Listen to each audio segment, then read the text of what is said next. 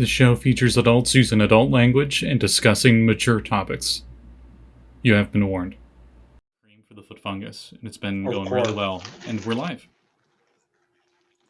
Hi, welcome back, everyone. We are back with the mystery of the Silver Fleet. Excuse that I don't have masks or glowing goggles on. The glasses are charging, and the mask is not appropriate yet. So we won't do that yet. But when last we left off, our squad had just saved the souls of the people trapped in the city by turning off the quantum resonance field that had kept them all imprisoned there. And they also discovered the quantum resonance field was accidentally activated by Dr. Samson Under, who they saved when he was attempting to activate an experimental suit, which he was stuck inside of. Thankfully for him, they recognized that and didn't just kill him and actually destroyed the suit, saving him from its malfunction. So that was also beneficial because now they have a mechanical engineer on their side. Dr. Samson Under has joined the party. And they also ran into a very eccentric gnome character, which they learned name was Cliffy. He seems rather eccentric and is obviously quite capable of jerry-rigging all sorts of things that really shouldn't work, but they do somehow. One could say his actions are quite anomalous. But anyway, you are in the top of the tower in the center of the megacity. The megacity is quite mega from this particular angle. Looking out all the windows, you can literally see hundreds of miles of city in almost every direction. We're talking like if Earth were covered in nothing but city, but it was flat. That's what you're looking at in landmass. You feel as though you got really lucky with the elevator you got on from the hangar coming up right here. As you think if you were like out on the outskirts, this would have been one hell of a battle through ghosts to get to this building over maybe a couple weeks by foot anyway. So that is how all of that went down. And flying around the outside of the ring world is our dear pilot, Noelle, who has been doing patrols and having fun in her new craft, much to the chagrin of her voice, perhaps, because lots of happy screaming and flying around at really fast speeds is, it has a price. So we will excuse Noelle if she sounds a bit hoarse today, because that might be just simply because of the joy of flying around at maximum speed. You also note, Noelle, that while the rest of the party learned this on their own, you note that this sun is not quite a sun. There's something else going on with this sun that's very odd. You don't know what it is, but it doesn't look normal. Kind of looks like a giant solar space donut. You didn't really notice that till you kind of got closer to it, but you notice that now. Yeah, that's where we left off. You are now standing on top of the control tower in the middle of the megacity. And we will get a brief start with Noelle here. You also note from this particular angle, you noticed when the party rescued the souls of the people from the city, because you saw all of them kind of rise up out of the ring world into space and disappear. It was quite a beauteous sight, also really scary because there was about 1 million of them, or so. You couldn't really count them all that fast. Multiple millions, perhaps, that just rose up out of the city and disappeared into space. You also note one particular thing that seems to have popped into the sector. It looks as though it's fairly busted, is leaving behind a trail of gas as it's spelunking into the visual range of the ring world. It appears to be traveling along at a very just like, this shit's really broken pace towards one of the hangars. It looks like some sort of fighter craft, or at least it was. You can go try to hail down the pilot if you want to, providing their systems are working, or you can choose to chase them into the hangar.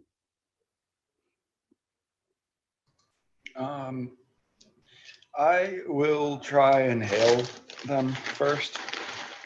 Okay. And I'll start following a little bit, but not like chasing them down. Okay. All right. Did I do myself a favor and write this in here, or did I just completely forget to change everything? Oh, look, I did. I'm doing great. That was wondrous of me to have done so. You're flying in an illegal flying zone. Yeah. No fly zone. This is only a crash zone. Mordakai. You are being hailed by a fighter craft that looks not broken. Unlike yours, which is limping along at this shit's not going to make it much longer pace. There's all sorts of hazard lights blinking. What do you hail? It's just like an open hailing frequency. More or less just being like, if there's someone there, if your systems are working, you can respond to this.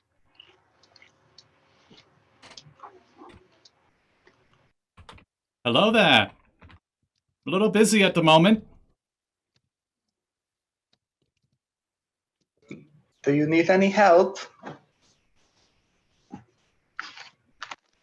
Perhaps a bit with the landing. I'd like to have a nice, safe, happy landing. Okay. Well, I can't really. I can fly ahead and make sure the way's clear for you. Are you eating snacks? Maybe. Don't worry about that.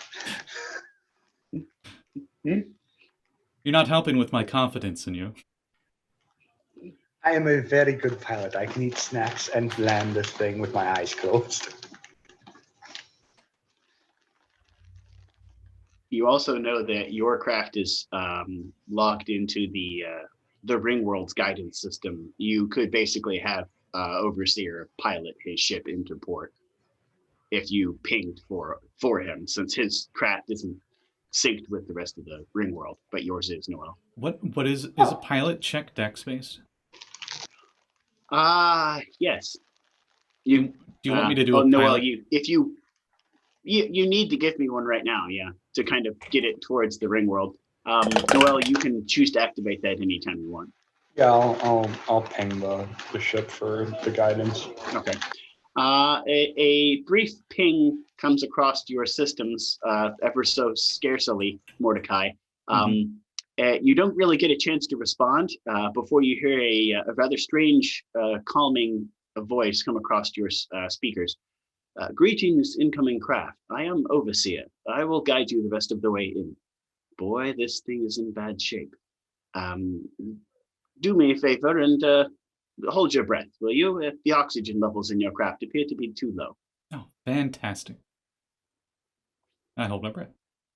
All right. A few moments later, your ship is parked into the hangar, and the voice comes across the comms one last time before a large spark shoots out of the front of the ship.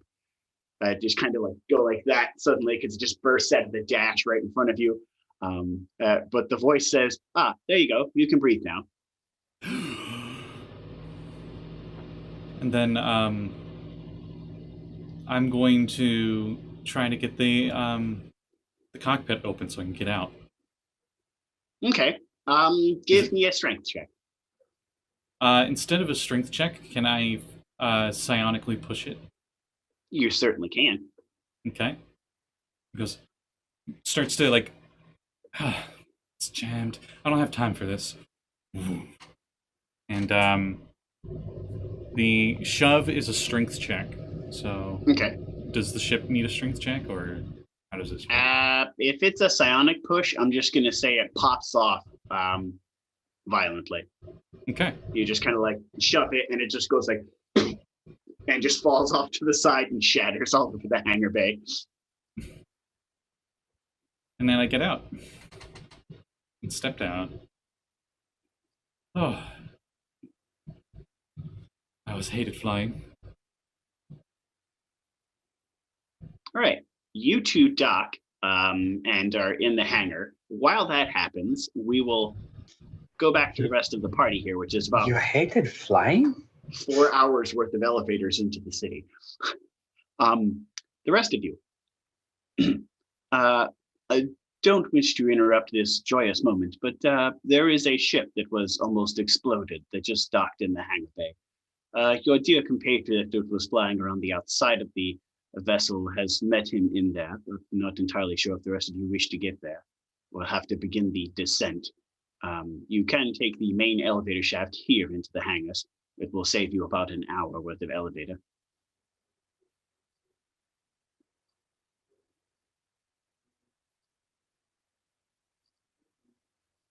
That was to the rest of you, Meriel and Zora and Nobody answer all at once. Talurra. Yeah, that should I be feel fine. like Talurra is kind of still recovering from being blinded. And almost having your arm chopped off. Occupational. That's hazard. normal. Details. That's occupational hazard. Getting blinded isn't part what she signed up for. Yeah, that's true. Exactly, Alt. Arms are for cowards. That's why Talurra almost had hers cut off. You also notice your dear bug compatriot appears to be missing. She's You're not sure where she scurried off to, but she's gone. And she took her jar with her that had the psionic fungus in it.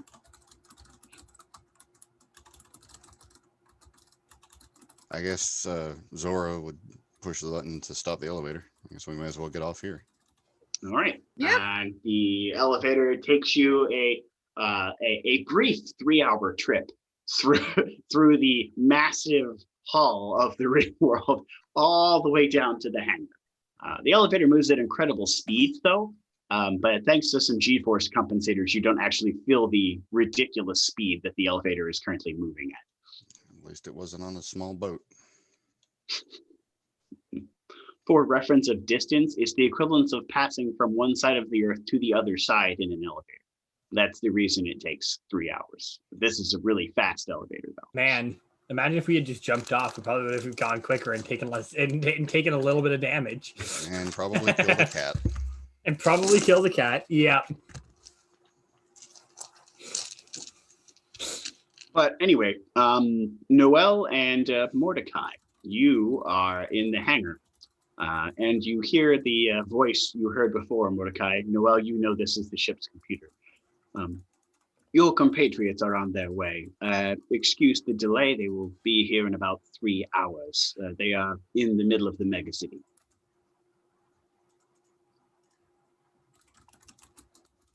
And then a brief 3-hour awkward conversation later, Noelle and Mordakai, you see the rest of the party approach. Mordakai, why don't you give us a description of what you look like? Go ahead, Obi-Wan. Mordecai looks like an older gentleman, but he's got a good set of hair still on him. Short, but wavy. He's got a little bit of a silvery beard to him. And he's wearing what appears to be like wizardly robes with a huge cloak.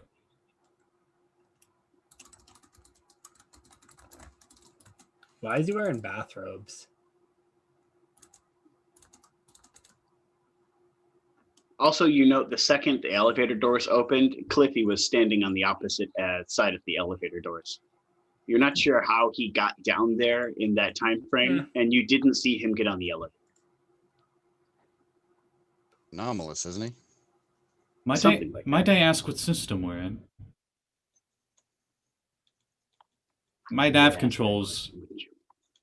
Dagobah? No, that can't possibly be right. That's at least 100 parsecs away from where I was. The other direction. Do you take a left turn at Albuquerque? Mm-hmm. Not sure. Not I don't know what really sure. Albuquerque is. That's You probably sure you right. You sure you don't want any of these chips and salsa? They're pretty good. Oh, now that you offer, sure. Oh, thank you. There you go. You are 4 3/4 clicks away from the planet Fornax, which is in between the Orc War Zone and the Lakshayan Empire. Oh, it appears I Or the War Zone. took the wrong jump in the maw. But where are Your my guidance manners? system. My was name is programmed to take Mordakai. you. I put out a hand for someone to shake. Noelle takes it. Noelle, nice to meet you. Nice to see some friendly faces. There's a stout armored dwarf in the background that just kind of nods your direction. He doesn't say anything. Good soldiers follow orders. Zora's eyebrow cocks when you say friendly faces. Talurra definitely looks like she is not doing very well, though she has a full health again. But That is an interesting weapon you have there. He points at Zora.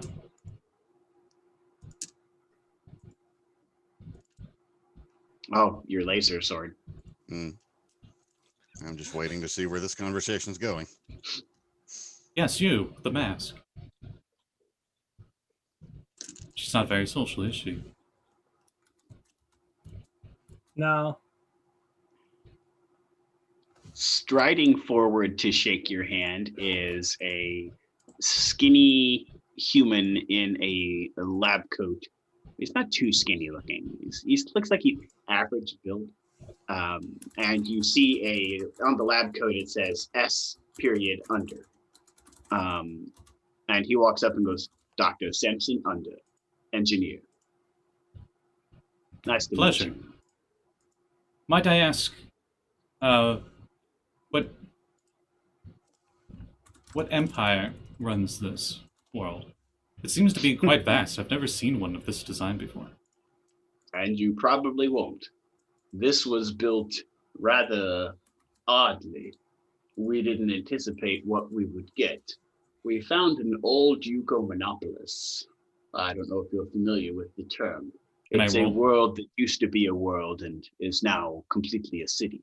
Can I roll a history Only check? this one, yeah, sure. 7. Doesn't sound familiar. I didn't think Only so. this particular one was converted into a massive factory. We fixed the factory, and we didn't know what was going to happen when we turned it on. So we turned it on, and this is what we got. We had no idea what this thing is capable of. It contains many different biomes, which we have used for biological study. The genetic research done by Dr. Tepesh and her team was legendary, and we did get quite a bit of information here. This particular entire planet-sized megastructure is owned by Skyad Corporation, or it was. Why is it not now? Because it belongs to them. He points towards the rest of the squad. Talurra looked at what? You When did didn't this know. happen? Wait, we Or own did a they not planet? tell you? They must have not told you. Where are my manners? Yes, part of your payment. I guess maybe they used a little creative terms. They said you had a large reward, right? A very large reward. Yes. Your reward. Sense. This facility is yours. You all must have done quite a task to be able to become a leader of an entire planet system. Well, they're currently also the only population. The rest of the population met an unfortunate end, which is part of the quest they had to come here, was save them from their fate. Nobody they tell him just that it did. wasn't us that caused the population. We drop. didn't cause any of the I population. know, just don't tell him that. I did find it quite peculiar. The psionic presence here was very minuscule.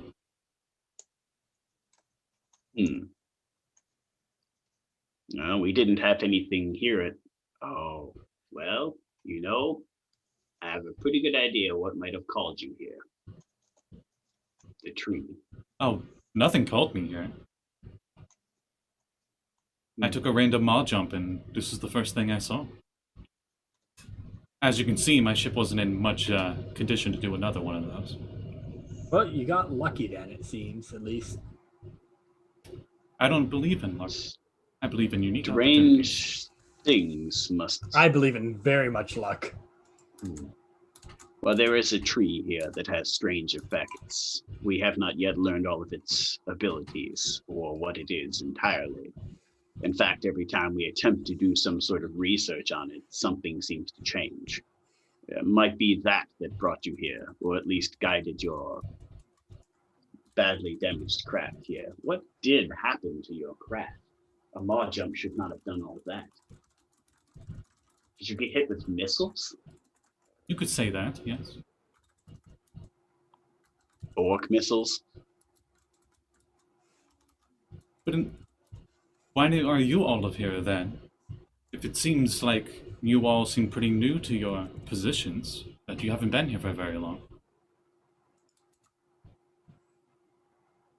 I was here when the building was created, but they came to rescue it. Who sent you? I was employed by Skyhead. I am no longer. I mean, your saviors. Oh, Skyhead did. He holds up a badge from his pocket. A group of scientists. They own the facility. Well, they used to. They created it. I was here to see what the engineering was. Dr. Tepish was here to see what the genetic research was capable. Quite a bit. I only wish we had Dr. Tepish back. I may have to go find her. She is the only one logged into most of the genetic systems.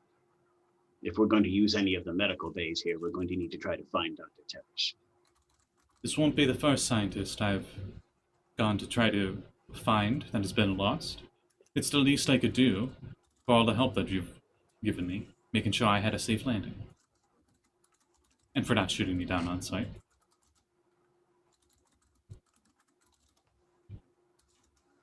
That was mostly the weapon systems also being deactivated. I would have probably hailed you when I guided your craft in here. But my hailing system was also down. I had to ping your broadcasts through their spaceships. There was a lot of damage done here by the invaders. With some minor repairs, and thanks to Dr. Under being alive, I may be able to get this facility repaired within a few weeks. Everything else should be up and working the way it was before. I wish I could help you, but those aren't skills that I have. The repair construct that I had got shot out of my wing before I made the jump. How unfortunate. I do have a small legion of repair droids here I could use to repair the place. There's a convenient cylinder-sized hole right behind the cockpit of my ship. Yeah, the serial number is R2 and the rest is scratched out for copyright reasons. Yes. It's H4. Bingo. Wait. It wasn't an R unit, it was a B unit. A B4. Yeah, as in it was still there before it got shot.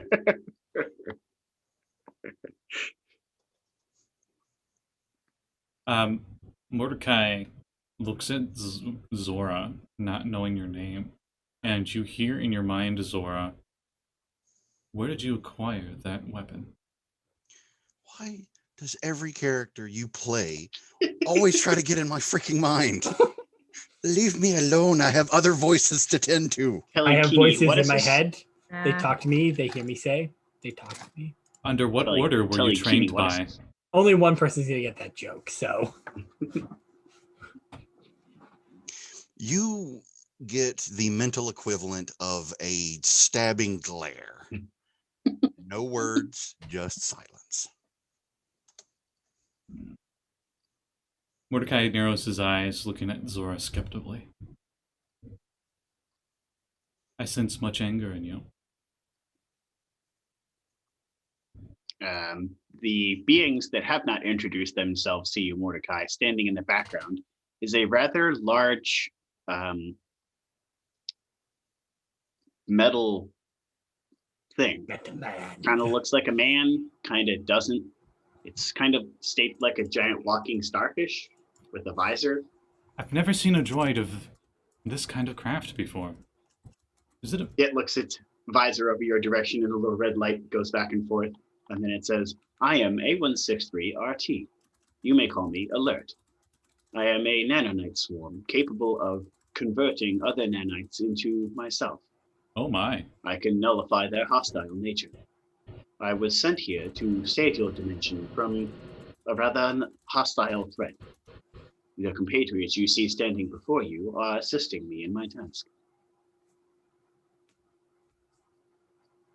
That's This good particular news. threat is universal in threat. So if we do not succeed in our task, it will be the end of everything. That is good news indeed. I have heard about these planets lost to a Danite swarm. More of them now than before. If the communications networks were working, we would be able to communicate with the other empires. But all of the communications networks in the verse have gone down. I'm not exactly sure why. That is also one of our missions. We have not gotten to it yet. We needed more money. Hmm. Then I assume that you're all a scavenging group? We Or just kinda maybe ended up space together. pirates. No, I work for the military.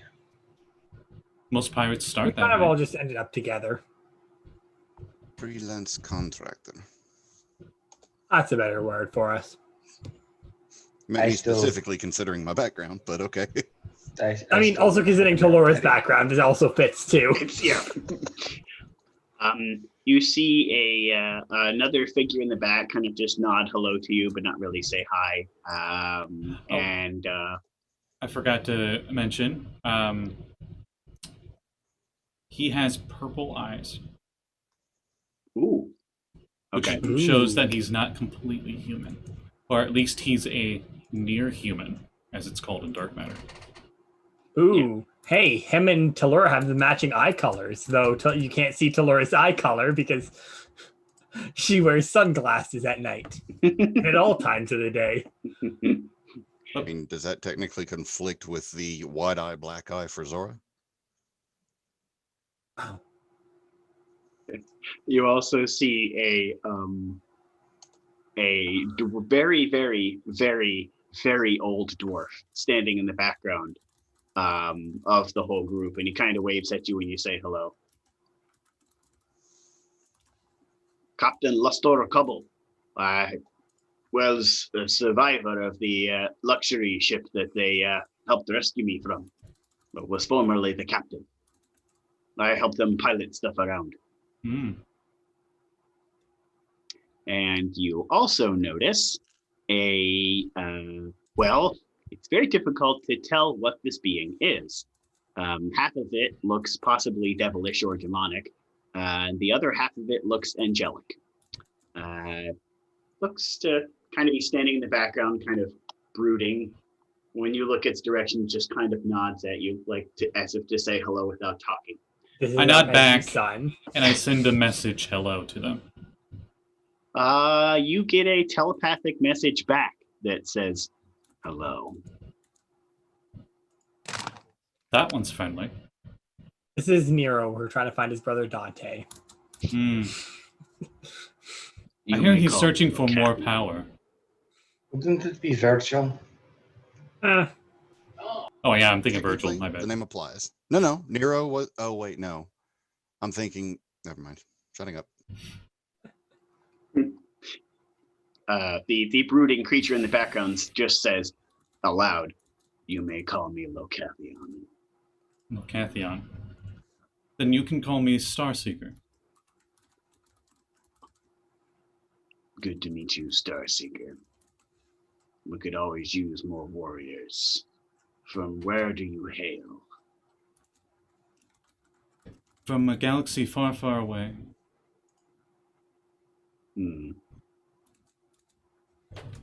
What order do you serve? His eyes narrow after he asks the question. My order is long gone. For all I know, I am the last of their kind. Hmm. But if you must know, I was part of the monastic order of the Laser Knights. Laser Knights.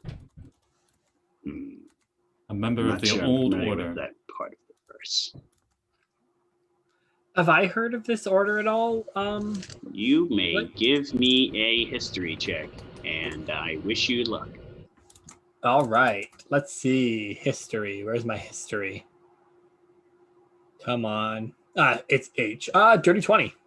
You do not know Dirty of this order. 20. No, I'm kidding. You've heard brief mention of a group of noble knights that went by that name, but we're talking like hundreds of years ago. Like this is like a kid's story you were told about this order of friendly, helpful knights. Because, like, I remember you mentioning that Talurra actually doesn't know how old she is. An Yeah, old, because maybe an old republic cryonisleep of sorts. I wonder who your inspiration is, Scotty. I'm It's a going to mystery. leave this fucking call.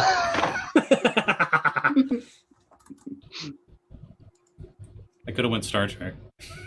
Yeah, definitely Star Trek. Oh, it was Stargate. Come on. Fucking fake sci-fi fans over here. Yeah.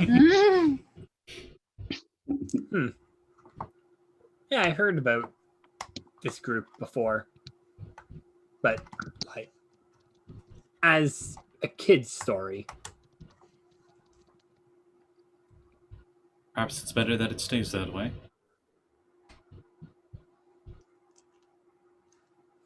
In any Talurra case, kind of shrugs. I have nowhere to go. Would you mind if I joined you? Yeah. You aren't going to stab us in the back? I don't plan on it. Fair enough. Talurra just kind of looks around to everyone else. We could Well, always use more compatriots. I mean, we More than shared chips and salsa, which is, as far as I know, the intergalactic sign of friends. So Internally, I'm just thinking nobody plans on stabbing anybody in the back, but it does tend to happen. Talurra We're internally two back rogues to in the that. party. Clearly, you don't know how this works. I mean, I'm not a rogue, but I Mor- may as well be. Mordecai lifts up his hand, and one of the nachos floats over to his hand, and he grabs it, and he's like, "These are quite delicious." thank you. I made them myself. I have a microwave can in the cook? cockpit. Hell yeah, I can cook. Huh. Didn't know that. I want to call you out so bad on having the order of your order allowing you to use that power for such mundane purposes. But then I also, in character, don't want to initiate the conversation that it would take to start that. This is what Scotty's doing. He's going to bully you into eventually cracking. I sense mixed emotions coming from you. I Still hate to be the sensing. bearer of bad news, but there is a foreign object in the hangar bay by your spacecraft. Oh no! And then Mordecai says, "Go look at that," and he goes heading Yeah. that way in Let's a go. quickened walk. The rest of you head over that direction to see a large metal box that looks to have no opening. On the outside, there is a single symbol. Only one of you knows what this particular symbol is. I will send them a private message momentarily. Is it someone's birthday? No, I'm kidding. 2 weeks. Last week. Already Yeah. passed. Oh, happy late birthday Thank to you. both of you, and happy early birthday to you. I'll see you Oh, on your birthday. I don't know. It's why I changed my icon on Discord to fuck with everyone. Yeah, well, I said happy birthday on your birthday. I remember that. Yeah. I just like changing my icon every so often because it messes with everybody. And it's really Just- funny to me. Does this box have any connection with you? With your group? No, never seen it. Oh Nope. god, that's who's here?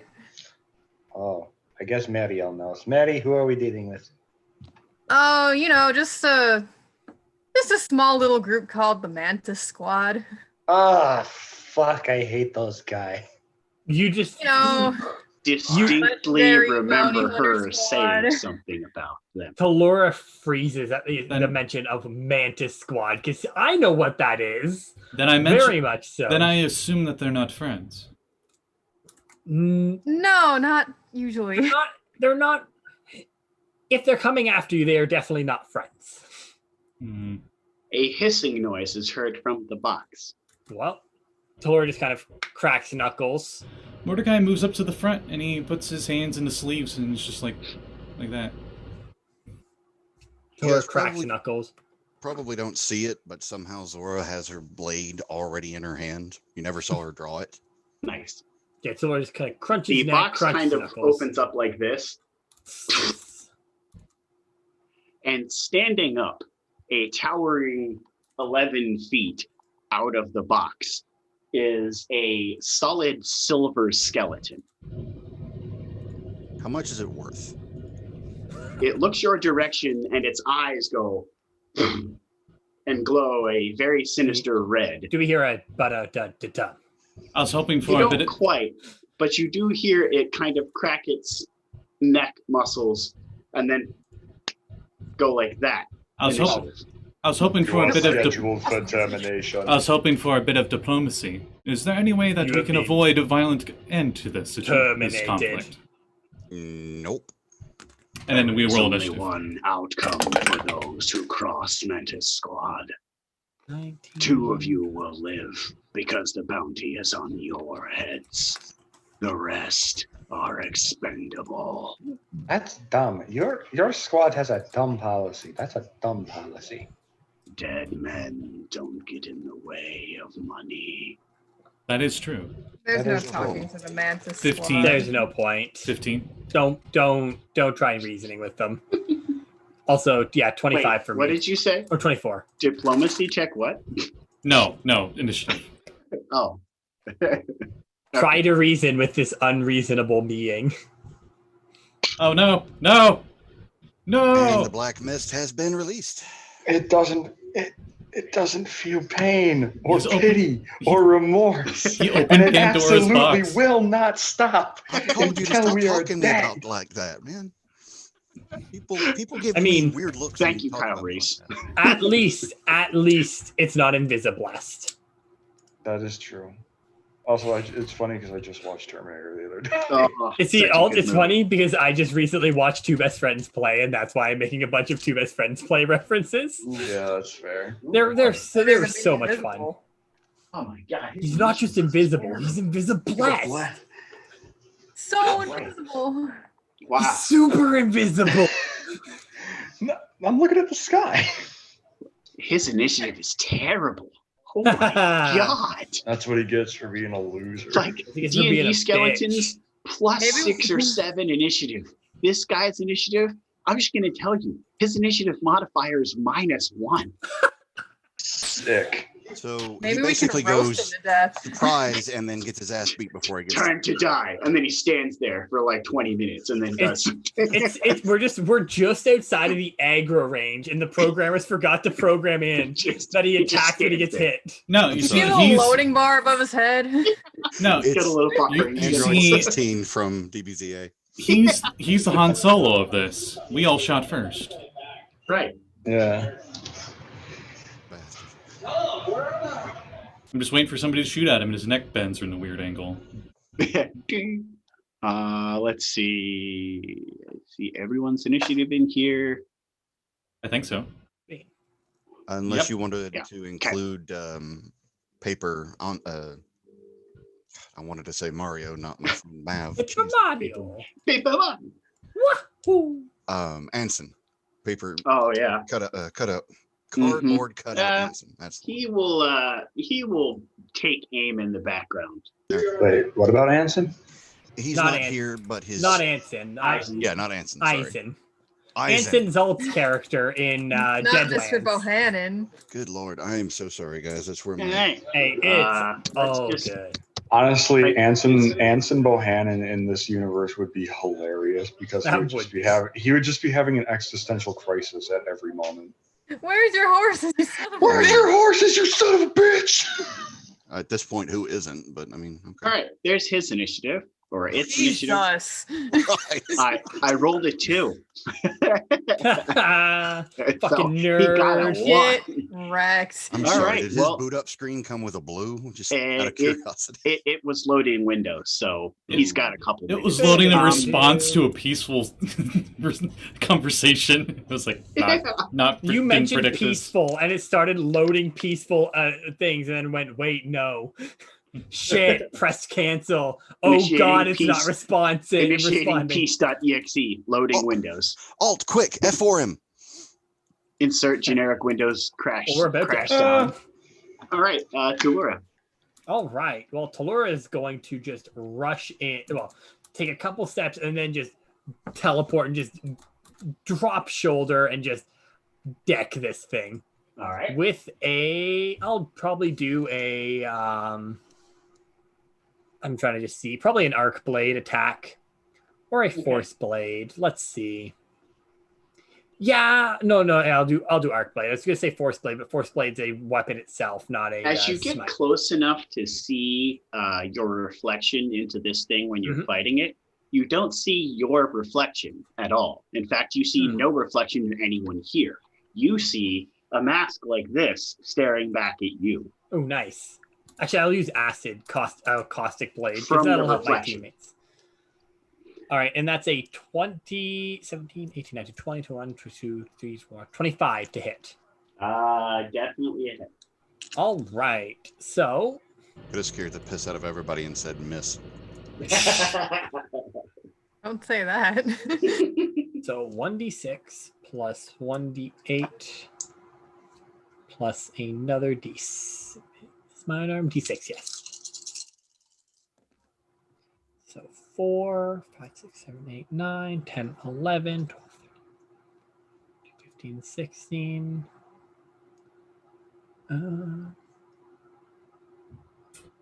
And did I beat its AC by 5 or more? Yes. All right. So that is where's my proficiency bonus? Where did I put my proficiency? I know I have it written down. How am I this dumb? I know how, but so 70, 19, and then yeah, so it'll take 19 points of acid damage and lose. How much is it? One. Where is it? Sorry, I'm just trying to remember. Oh, you're good. Sorry, I've not played Talurra in what feels like forever, so. It's been a good minute. And Warmage is, yeah. That's the one. I was looking completely at the wrong area, too. That's the biggest issue. It loses 1 AC for the next attack. And that'll be my turn. And I'll be right back because I have to go bathroom. All right. Next on initiative is Zora. I need to message you a question real fast.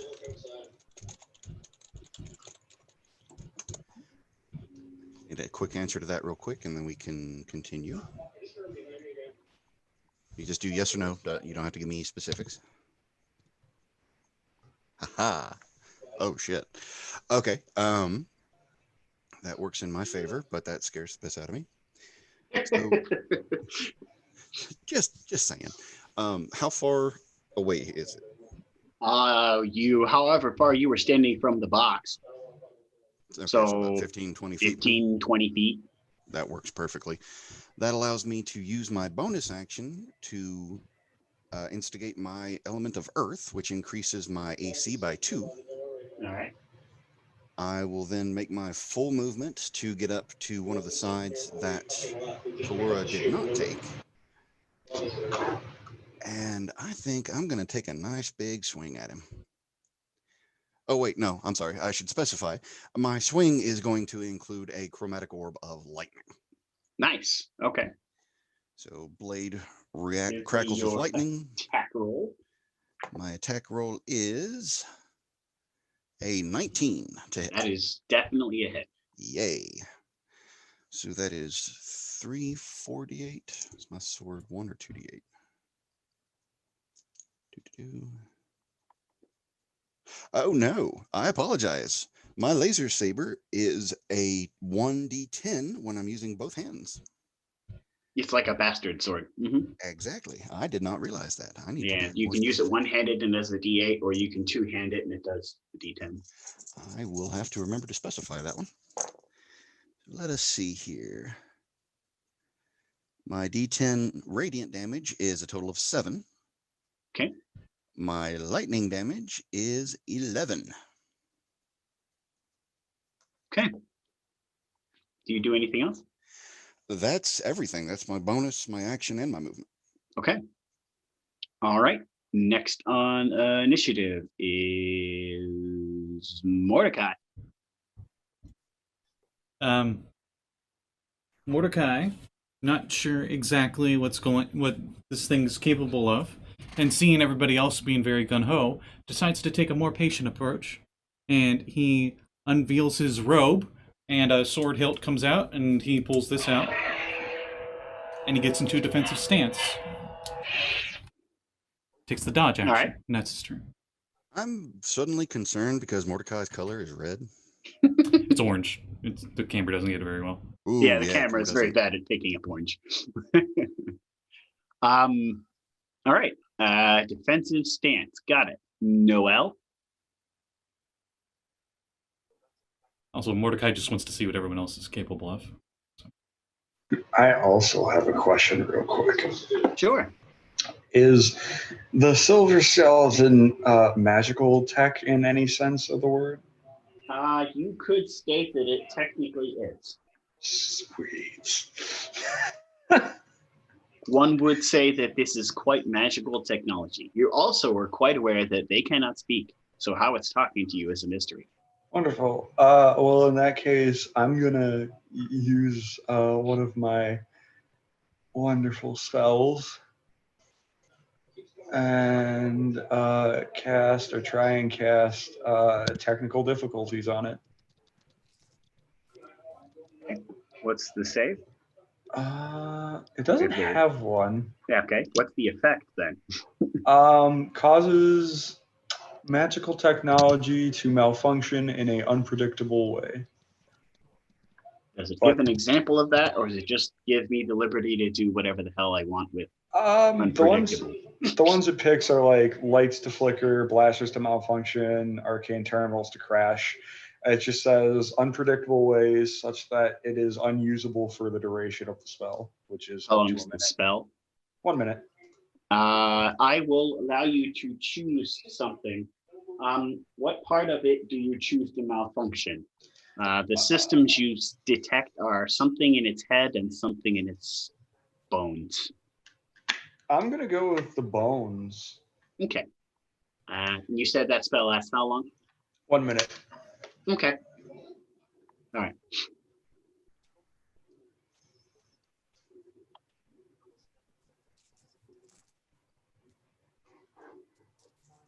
Okay. Next on initiative is Meriel. All right, so I have 2 bladed swarm pistols. And I believe I can make one attack with advantage and the other one with disadvantage. Mm-hmm. So I would like to do the first attack with advantage with a 22 to hit.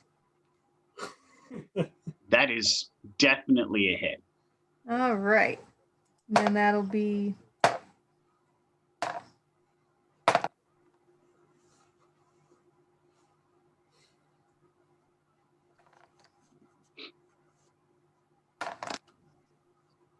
.24 damage. Okay. Radiant, right? Yes. Okay. Wanted to make sure. And Damage type is important. then I will do the second attack with disadvantage. So roll twice and take the lower. Yep. Okay, then I get a 14. 14. That's a miss. It goes off of one of the parts of the skeleton. You didn't quite hit it at the right angle, and it deflected instead of. All right. Last but not least, the towering 11-foot tall skeleton lines up a few of you in its sights that it's attempting to hit. So I need. Talurra, you ran in, and so did you, right, Zora? That is correct. Okay, I need Zora and Meriel to give me a dexterity saving throw. As its eyes go. Oh fuck! Shoot lasers at you. Is this a legendary action? Nope. Okay. Crap. This is So- a eye beam action. So dex check. Yep. How does a 19 sound? A 19 sounds like a pass. Yay! Well, it looks like I got a pass too, because that's exactly what I got. All right. Hey. You both take 13 radiant damage. As a eye laser, you feel as though it would have been quite a bit deadlier than that. You took half damage. As the eyes kind of light up and fire a beam across the ground at you that goes some 30 feet outwards before it dissipates in a line. That was its first attack. How much damage? Was 13. Okay. And that's radiant, I should say. And then it is going to attempt to bludgeon you over the head, Zora. It can try. Try is the word. He does not succeed, though. You dodge the attack because 10 does not hit you. Nope. The red dice of doom are working in your favor. That is the second 2 they have rolled in a row. I'm guessing we're going for a probably 5 or 6 roll of 2 in a row here before we get a different number. The red dice of doom are good at that. So be hopeful that you don't get to the 20s, because then it just keeps rolling them. That's all of its actions at this point. So we roll back to the top, Talurra. All right. Well, I'm in its face, so I'm gonna punch it. All right. That is a 24 to hit. And again with Caustic Blade. This is a 26 hit? 26 hits, yes. Okay. 5, 6, 7, 8, 9, 10, 11, 12, 13, 14. On 26, I assume passes its thing. Yeah, it beats its AC by 5. All right, so it takes 17 points of damage and loses 2 AC for the next attack. All right, next attack, Zora. So do I happen to see Mr. Starseeker pulling just a defensive only move? Currently, For he now. look as though he was perhaps anticipating as the moves of the enemy. Okay. In other words, trying to figure out what the heck this thing was going to do. Okay. So just to add into the player drama, in the movement for my attack, I effectively turn my back towards the creature, staring straight at Starseeker, thrust the sword backwards using the exact same technique I did with a chromatic orb and a lightning Okay. attack. All right. I hope I hit, because this is going to look ridiculous if I don't. Dirty 20? Dirty 20 is definitely a hit. Yay. So another 3d8 lightning and 1d10 radiant. I'm going to keep those separate. I'm assuming you want me to keep them separate. Yeah. Okay, that's going to be 6 radiant. Mhm. And, 18 lightning damage. All right. It falls over. Just kind of like,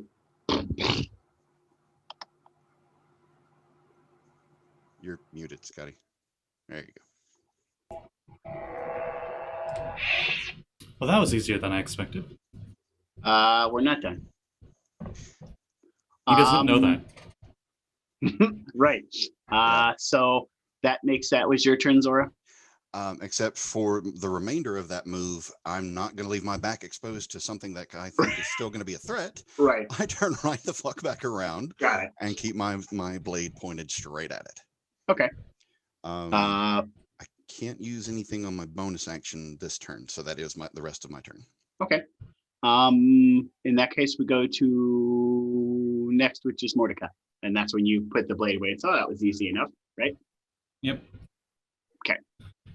And he walks, and he goes to walk up towards it, and he says, and he's examining it a bit, and he looks over at Meriel and says,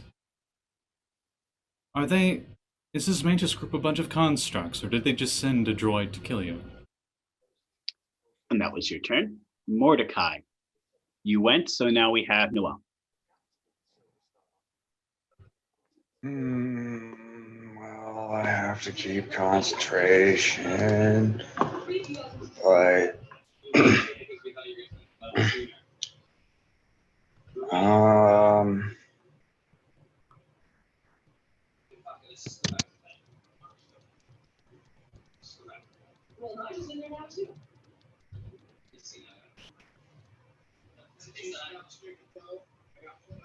I guess I'll just use Eldritch Blast. Okay. Do you For a target warlock, a specific part of it, or do you just shoot I'm it? gonna aim for the knee if I can, Okay. because I hate myself. Oh, going right for the adventuring spot. Hell yeah! I do not want this thing as a town guard, man. Aim somewhere else. No, I'm aiming at the knee. I don't know, it could be Aim quite weird. useful as security. To be fair, I probably didn't hit. I got a I used 11. I used to be a construct like An you. 11 does not defeat its armor. Its armored body is just tough. That's what You I hit it, figured. but it doesn't look like it did anything. In other words, you missed. Yeah. Do I have to roll concentration then? No? I suppose you don't, though. You didn't do anything. So Only when you you get hit. You only need to roll concentration when you take damage. Yeah. Or if Oh. it's something crazy environmental, like the hypothetical you're on a ship and you're like trying to keep balance because it like tilted bad or something. Okay. Yeah. But most people don't even do I that. don't. You can choose to hold concentration just passively until something beats you in the head or something like that. Can you tell I don't play a lot of magic characters? It's That's your- okay. you're I've fine. done that with almost everyone You're I've good. played. That's why Khan is your best friend as a spellcaster. Whoops. Just get the Warmage feat, or Warcaster feat, you'll be fine. Who's next? That was Noelle's turn. Or no, you shot one Eldritch Blast. You got more than that. You should have two if you're 6 levels in a class. What? Oh, cool. Yeah. Eldritch Blast, you get more shots the higher level you are. Big money. It's why it's considered the best cantrip. I fucking critical failed. Oh, Well, no. that's definitely a miss. Roll a percentage dice and okay. Scotty bust out that table. I was about to ask, are we using the table? Oh, we are. We used the table a whole bunch earlier today. Oh my god. It was ridiculous. I abused that poor table. I know. And then the bad guy rolled like a 98 on a crit fail or something. That's ridiculous. It was hilarious. I got a 15. Oh, that's not too bad. No, so easy way to think. The lower it is, the better No, you I are. know. They're all low for that. I know. The bigger, the more extreme the critical is, whether it's a critical success or critical fail. But Right. for a 15, a random non-magical item determined by the DM falls from your backpack or belt pouch and breaks. Oof. Pick a random item from your inventory. It's broken now. Okay. That's I think how 90% of people will do that. Most DMs aren't going to be like, the kitten in your inventory, it falls out and breaks. No, yeah, you just pick a random item. It falls over and breaks now. Luckily, you have a mechanical engineer in the party. And your ship's keys fall and break. My set of common clothes fallen. Darn, my common clothes are broken. Wait. Damn it. You treat I that. mean, this is a sci-fi campaign that actually could fall and break. Meriel, it is your turn. All right. Second verse, same as the first. All right. That'll be an 18 to hit. That's a hit. What are you targeting specifically, or are you just shooting it?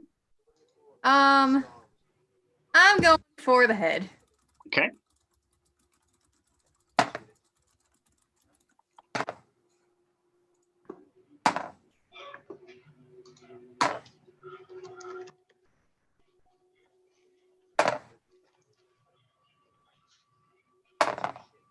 That'll be 26 radiant damage for the first hit. Jesus Christ. Ooh.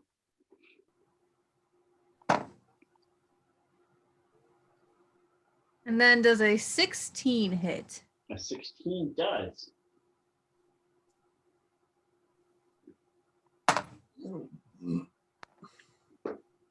The second hit will do 9. 9. Nine, All right. nine. You put 2 blasts into its skull, and then you all audibly hear a boom, and a little spark goes out of its head. I think you killed it. I don't want to fight it anymore. Okay. I mean, that's fair. That seemed like a little bit of overkill. Wasn't it already down? No. No. There is no kill like overkill. Don't worry. Like your order to They have leave 20 of them. something They won't unfinished. miss this one. I have 20 of these? The only ones I've ever seen have been mechanical bounty hunters. Like, I know Oh. people work there, but I've only seen machines. So Zora's going to start some crap.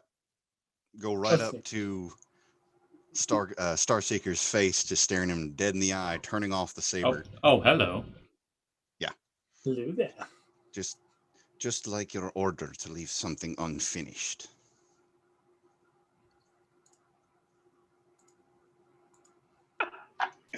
Do I know you?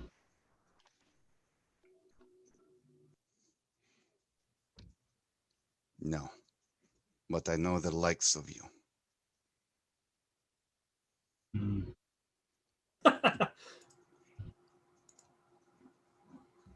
She'll just walk away.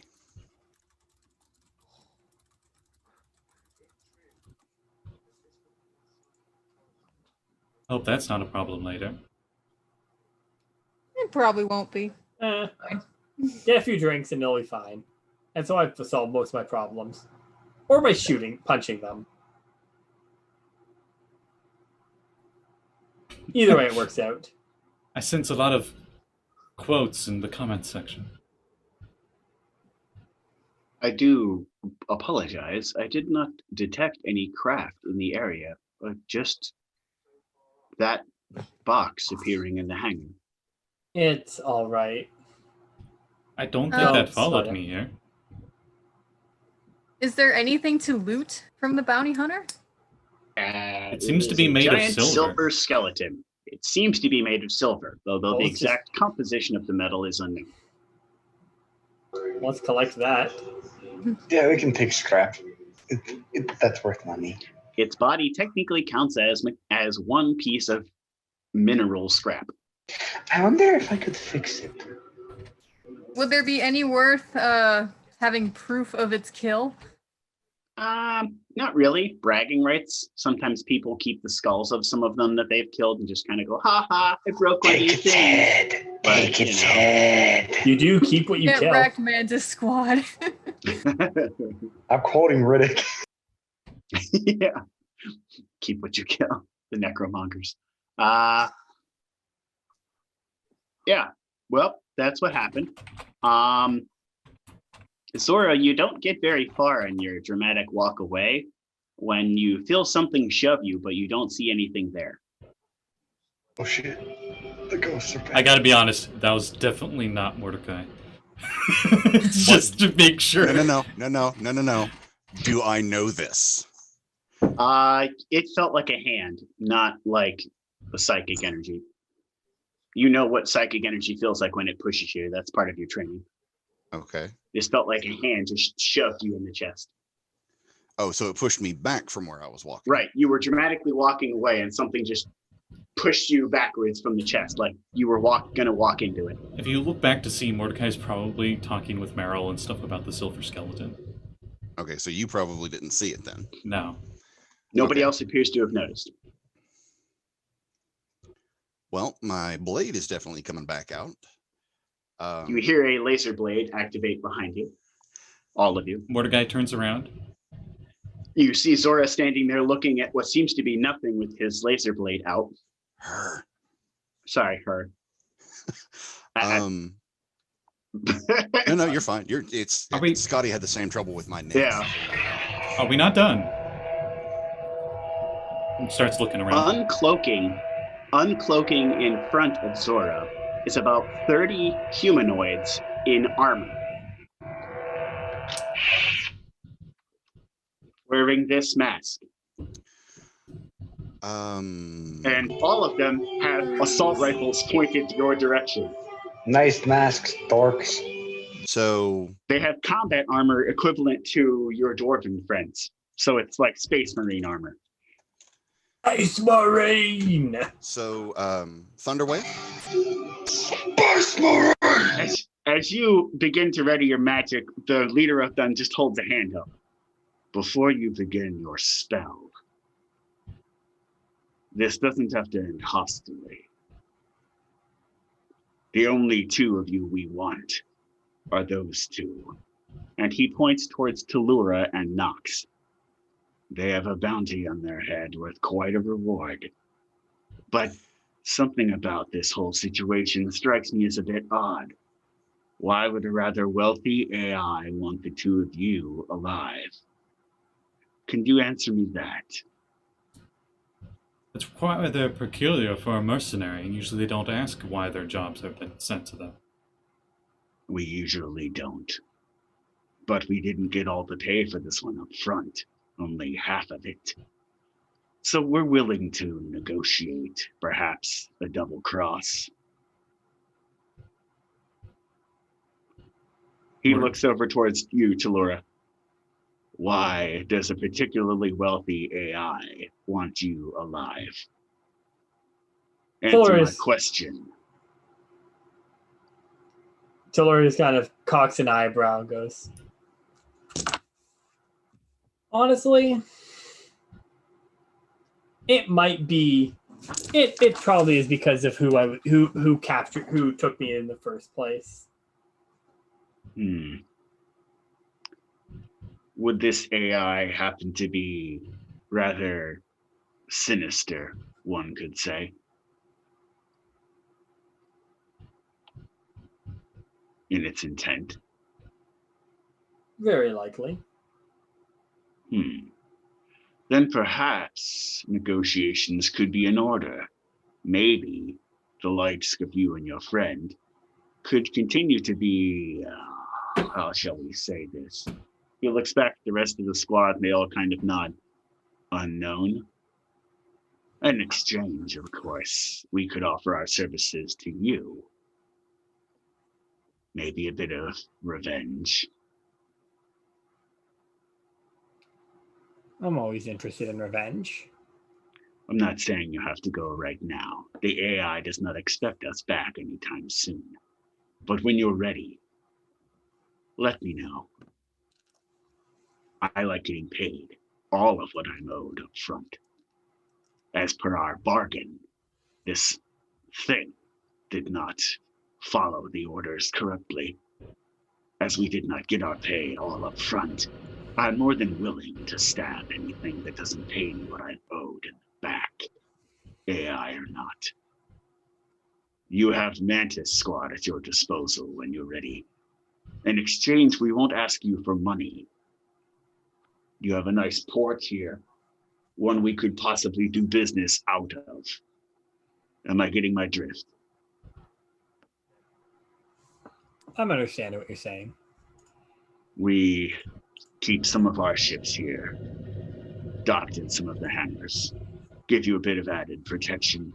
In exchange, we do some of our missions using your port as our home base. Is that a fair trade? A bit of revenge for a bit of space. She kind of looks to the others. That doesn't sound like too bad of a deal on your part. I don't know too much about this definite history that you have with this AI, but I must warn you, revenge only brings more violence and bloodshed. If it's the AI I think it is, that's the only thing that the AI understands.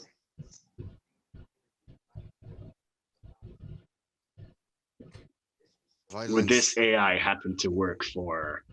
He holds up a small red card that has a white lock on it. Red lock. Talurra will just nod. He puts the card back into a clip on his belt. Then I think you might want to reconsider my offer. Or at least consider it pretty heavily. An AI like that could have a very deep pocket. If you get my drift. Talurra just kind of nods. Are the rest of you in agreement? I'm in agreement with whatever Talurra says. She seems to be the one that you're making the deal with. I am but a visitor here. Nox kind of just nods like Talurra did. Eisen just shrugs his shoulders in the background.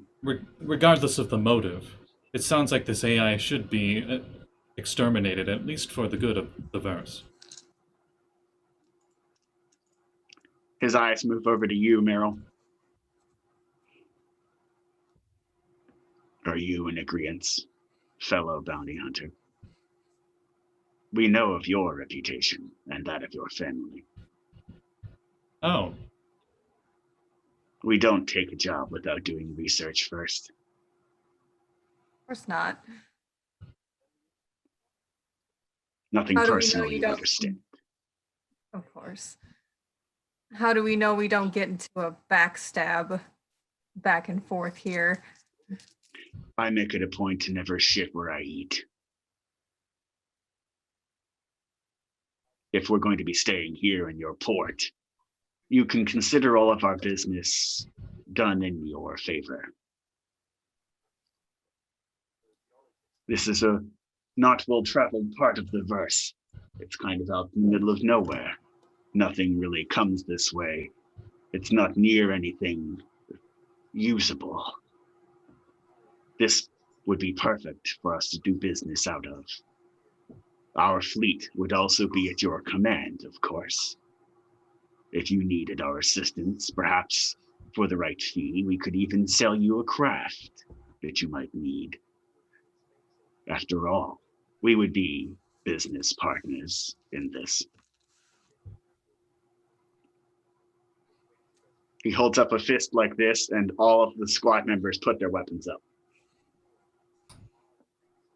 Can I roll insight on them? Sure. Okay. I'd like to do that too. Zora is just staring them down, waiting for something. This Just insight, waiting for the sign. Yeah. this insight is more of like, are they deceiving us for a future date, kind of thing. Okay. Like maybe what they're saying is true, but maybe they're gonna bring something here instead. You know. So I got Right. 16 total. Okay. I have a non-crit 20. All right. Dirty 20. You don't really think that he's being dishonest in any way. At least the one speaking to you, he's definitely seems to be speaking from an honest standpoint. It actually sounds like he wasn't paid for the job completely, and not paying a merc for their job is the equivalent of spitting in their face. So, yeah, that, you know, that kind of warrants quite a bit of revenge on the merc's part too, because you didn't pay him what he was owed. This sounds like the most peaceful option we have here. Pretty much. You know what? Nothing wrong with networking. I think this could be a fine collaboration. I thought Fine so as addition well. to our collection. Very well. That is the case. Then we will make use of that one Titan port on the far side of the hangar. It doesn't look like anything else is using it. We'll put most of our ships over there. If Of you have course. another Titan class that needs to dock here, then we'll consider moving. Till then, I think it's probably best we borrow one of them. We could fit our whole squad over there. Nice and peaceful and out of your way. Would you have any use for some scrap metal? Pointing over at the pretty much wrecked fighter class ship I have. We could find some use for a busted saber. Sure.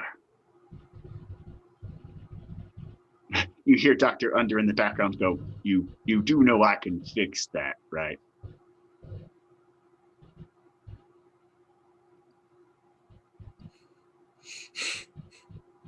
Your call, wizard. If you want it to be ours, we'll scrap it for you. Otherwise, let the engineer fix it. Your call. You know where to find us. The only payment I ask in return is that you never saw me.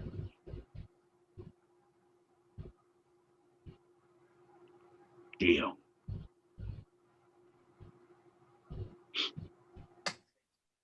He puts his hand to the side of his helmet, and then he looks out to space, and you see jumping in a squad of about 30 other craft of various types. He puts this You may fire when ready. he puts his hand to the side of the helmet and then motions over towards where the Titan Bay is, and all the craft begin slowly moving over that direction. The most impressive of the craft you see is a carrier class that has quite a large number of fighters that it can deploy.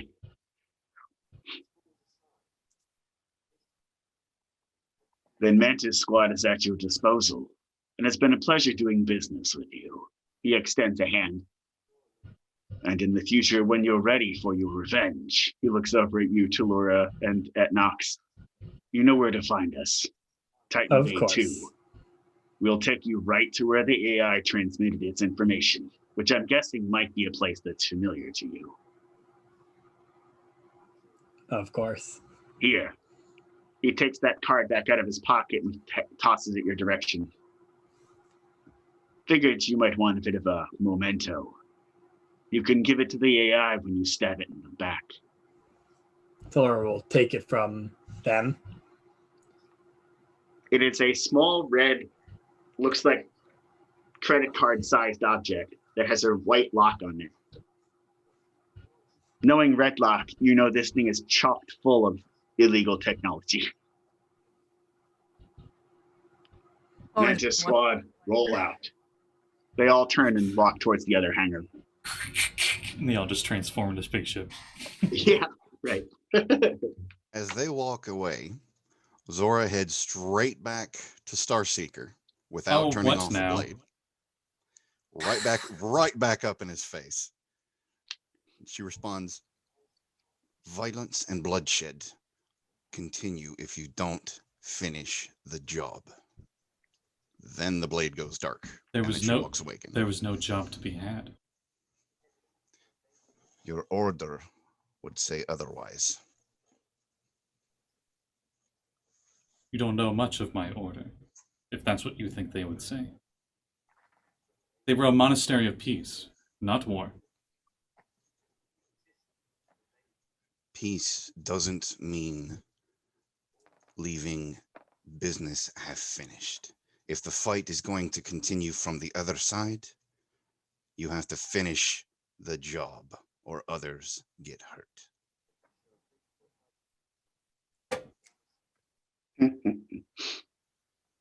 No one got hurt here.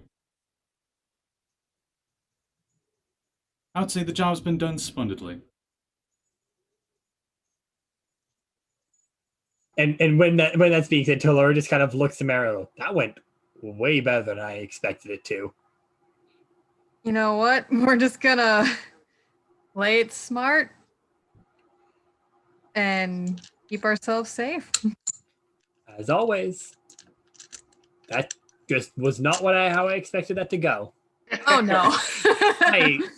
I did not expect the first encounter with them to be peaceful by any means.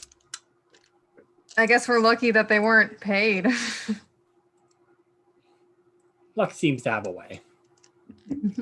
Perhaps we should heed that experience and make sure if we have them in the future, they do get paid. Of course. It's We about could also probably ensure that they stay here and do good service to helping us if we keep them alive. Bringing back to my previous comment, we need to rescue Dr. Tepish. all right. If we can get her back to this facility, all of the genetic facility as well as its medical bays will be online. She is the only one that can use them. She's also the lead geneticist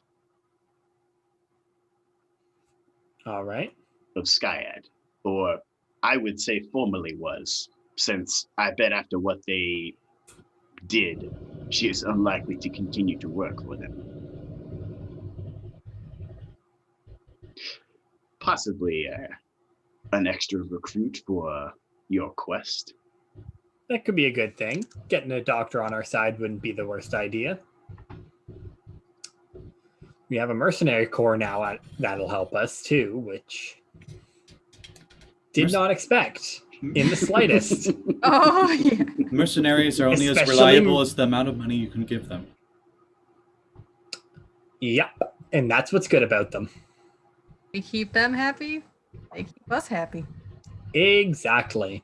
And they'll also keep us safe. I've heard dangerous stories about those guys. You have no idea some of the stories that we got told as kids. Talurra kind of looks to Meriel with that too. Because Meriel's an elf, right? If I remember properly? Yeah. Mhm. Yeah. So then, yeah, they definitely have heard the same stories.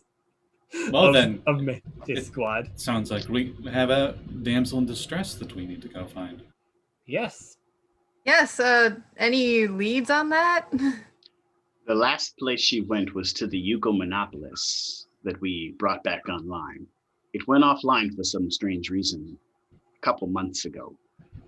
She went over to take a look at it. Haven't seen her since. She wasn't even here when the accident happened. The invasion, rather. Maybe that was for the best. She luckily managed to miss the entire thing. Her and her assistant, Kalashtar. Kalashtar's off-world somewhere else.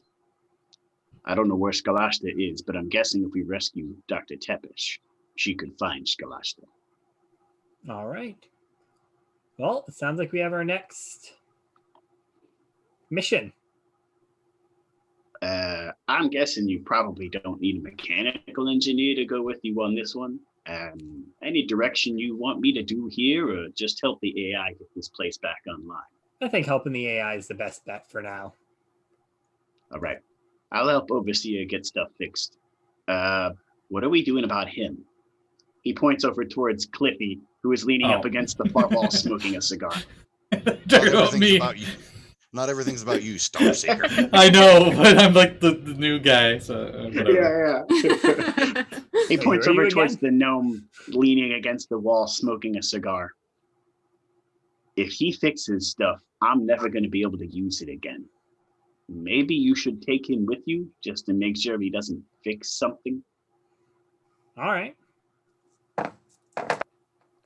We'll have You all kind of look over at Cliffy and then look away. And as you look away, you see Cliffy standing next to one of you. You didn't see him walk. Reminds Okay. me of a skeleton I know.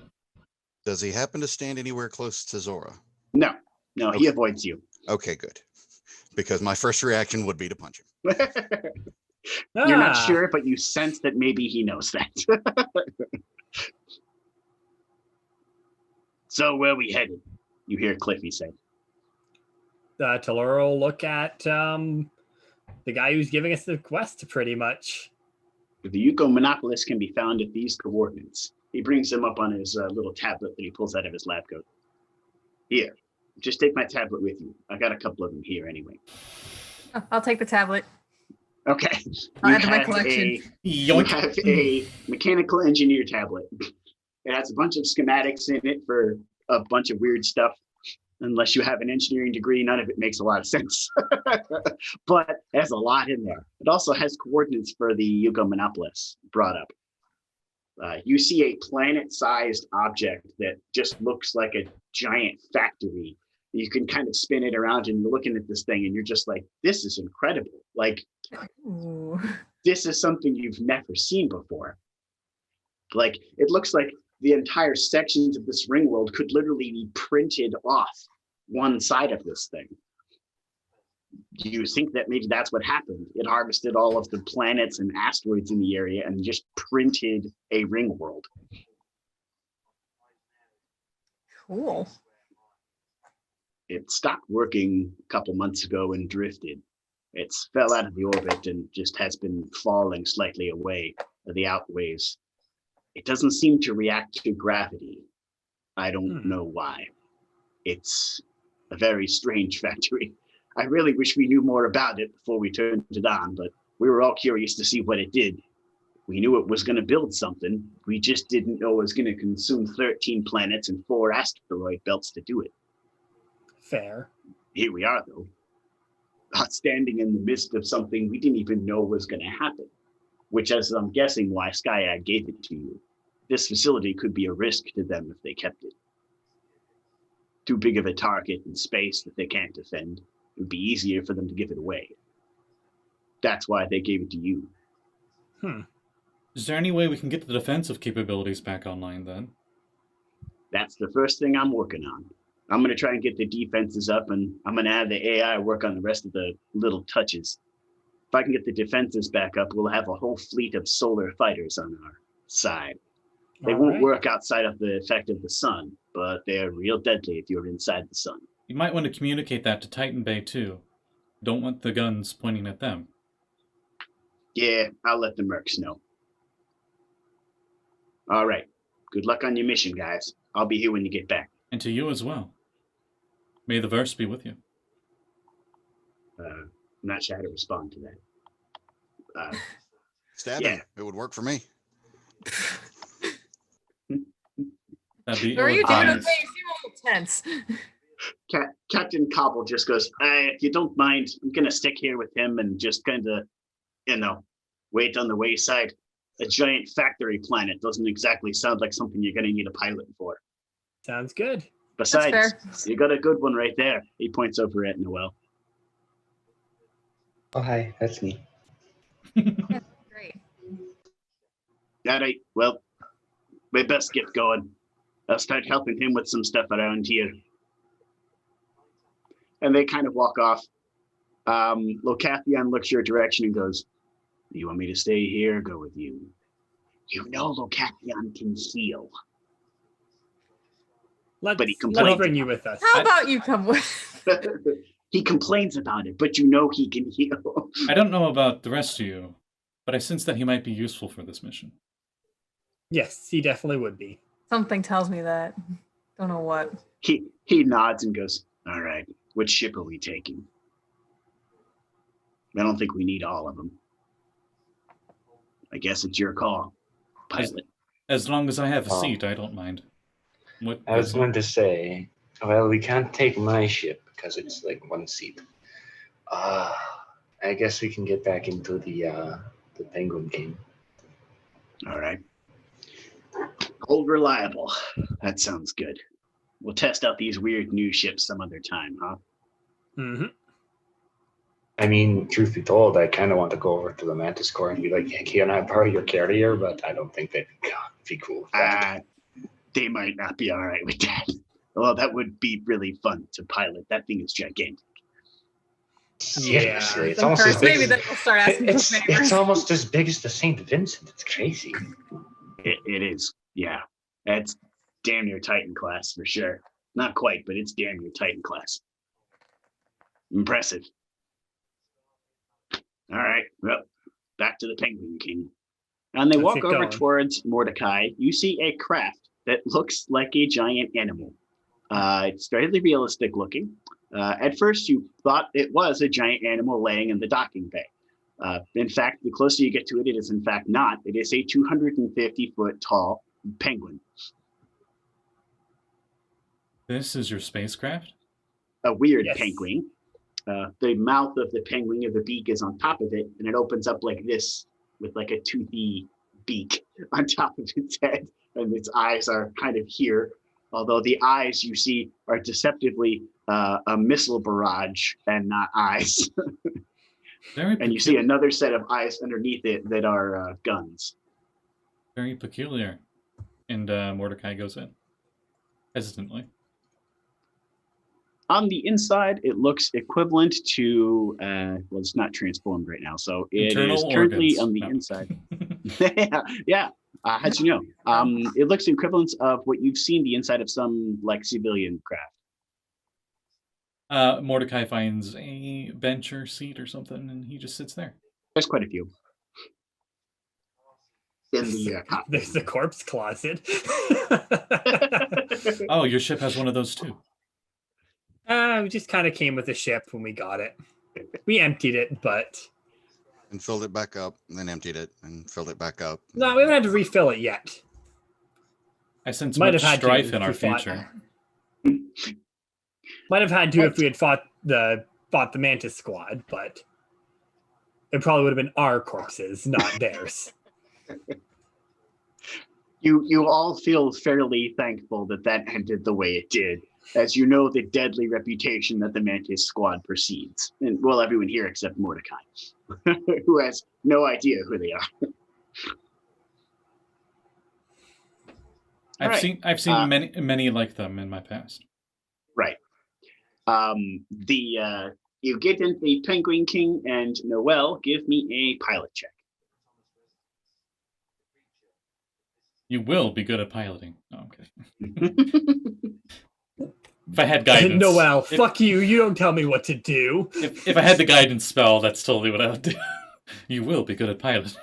Added You're not before. the boss of Okay. me. Nah, I don't need it. Natural 20. Nice. Nice. All right. Are we going to take off? We're like halfway there. I just haven't realized it. Right. Can I do the countdown? Sure. knock Huh? yourself Oh, out. sure. Knock yourself out. 10, 9, 8. We're here. I love you, Jerome. It's the best. Oh. It literally is just about that because of how good Noelle's piloting is, and it's actually not very far away. But you do see this just planet-sized factory. You've never seen anything like it in your life. It's astonishing. It clearly looks as though it's made with some odd alien technology. Noelle, you're getting some strange interference from the planet's surface. You see a place you can park it that doesn't seem to be affected by this interference, but it's very weird interference. Getting some strange, I don't know, interference on my systems. Something about this place doesn't want to cooperate. That's Maybe not a it's surprise. that. Capion points towards the northern part of the factory. And at the north pole of the factory, you see what can only be described as some sort of titanic creature. It is truly colossal if such a size were possible. Jesus. Unfortunately, it's simply gargantuan. But Yeah, it that would is work. impaled by some sort of antenna array, and its blood is leaking like a river down the streets of this factory. It also appears to be just all over the place. You see a solar saber, similar to ones from the Ring World, parked on the surface near one of the rivers of blood, but it looks fairly broken from here. You do get a distress signal, though. Is it saying, help me, Obi-Wan Kenobi? You're my only hope.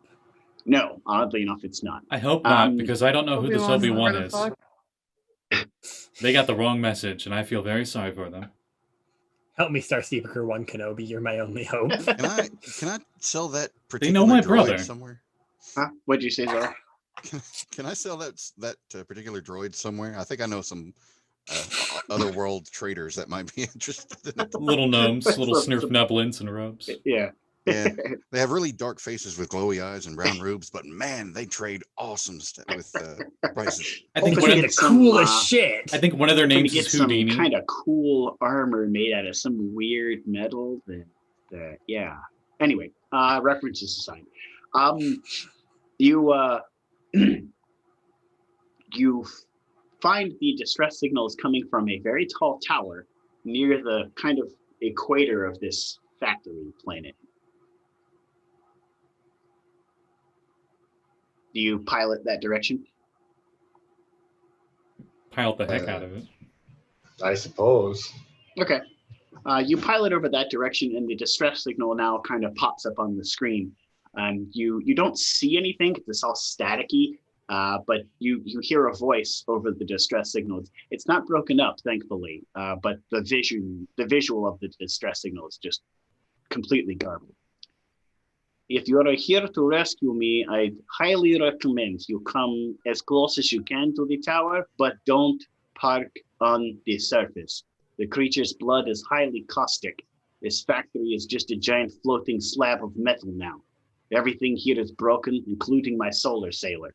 So I'm waiting at the top of the tower. I really hope that you're here to rescue me and not to kill me. Bonjour, moi. What is up with people and our accents? There are many different kinds of people in the verse. And 3 accents. Touche. All right. I'm assuming you pilot that direction to rescue. Yep. Okay. Given the guidance of her telling you not to land anywhere near the blood, you do manage to pilot over that direction so that basically one could essentially jump off of the top part of the tower into the Penguin King or towards it. You do see standing near the top of the tower a female human, perhaps very pale-skinned female, human with long, kind of blondish white hair. And she's in a spacesuit of sorts, but it doesn't look like super protective. It looks more stylish than protective. And she has a very weird computer device kind of all over one of her arms, like a really big looking computer arm bracer. I wonder if it's a blade of Omni sorts. Yeah, Talurra's gonna get a rope together just to be safe. Okay. You throw out a rescue line there and kind of wait to heave in. She grabs it and you kind of heave in as she's kind of climbing up the line. And eventually she gets into the craft and the airlock closes. She taps the neck of her spacesuit and the helmet literally like unfolds and collapses inside the suit. Hello? Thank you. It is a pleasure to be rescued. Finally. 2 months of living on that planet was entirely too long. Allow me to introduce myself. I do apologize. I am Dr. Elena Tepesh. We're coming to look for you. Mordakai Starseeker. It's a pleasure to meet you, Mr. Mordakai. She shakes your hand. Her hand feels very cold. That sucks. Yeah. She's really cold. Wow. Her eyes also look kind of like pinkish red, like the white part of her eyes. And then the actual eye part of her eyes look like blood red. The irises are blood red. Is she really pale? Yeah. Okay. Her teeth kind of look pointy. Kind of like her teeth are, fang-ish, one would say. I think she might be a werewolf. I thought she was a were-human. I'm That's fairly a wolf certain she's were. aware of your conversation. That's a wolf were, which is an actual thing. Yeah. Anyway, out of character stuff aside. Well, there's plenty of seats. Yeah, take a seat, please. Thank you. Is there just a coincidental 3D chessboard hologram thing? No. The Penguin King does not have an entertainment deck. Okay. We haven't invested in that yet. Working on it. We haven't really made it home yet. So why were you going to this planet? Seems like quite a hazardous place to be going to with just a solar sail. Are you kidding me? This thing is a gold mine. That giant creature back there, it is from I don't even know where.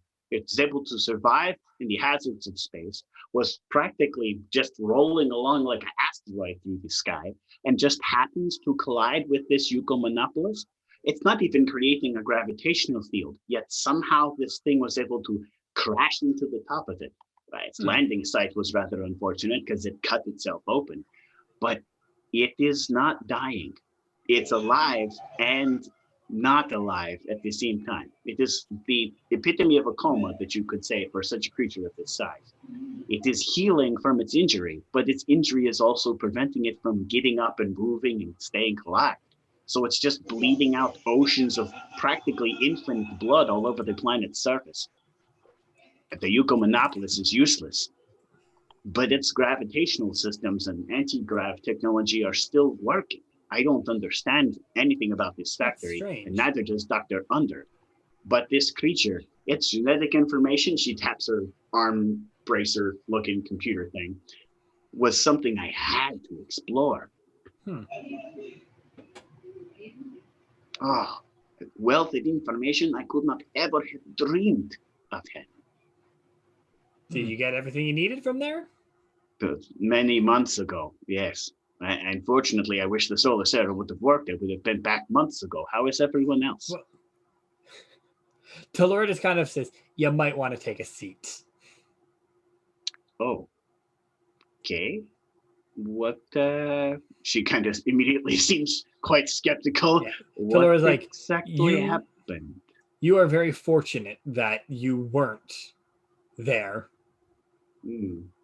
Everybody, the entire city pretty much is gone.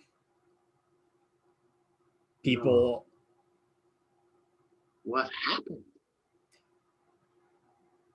The Redlock happened. I was not aware of any genetic research they were doing. I've seen some of their robots and drones all over the verse. Bloody bastards are a menace. I've not seen any genetic mutations they have done. That is strange. Is there any footage of these creatures? Or video, perhaps? Maybe Overseer has something we could look at? Overseer probably will have something. I would very much be interested in what these creatures are and what they are doing.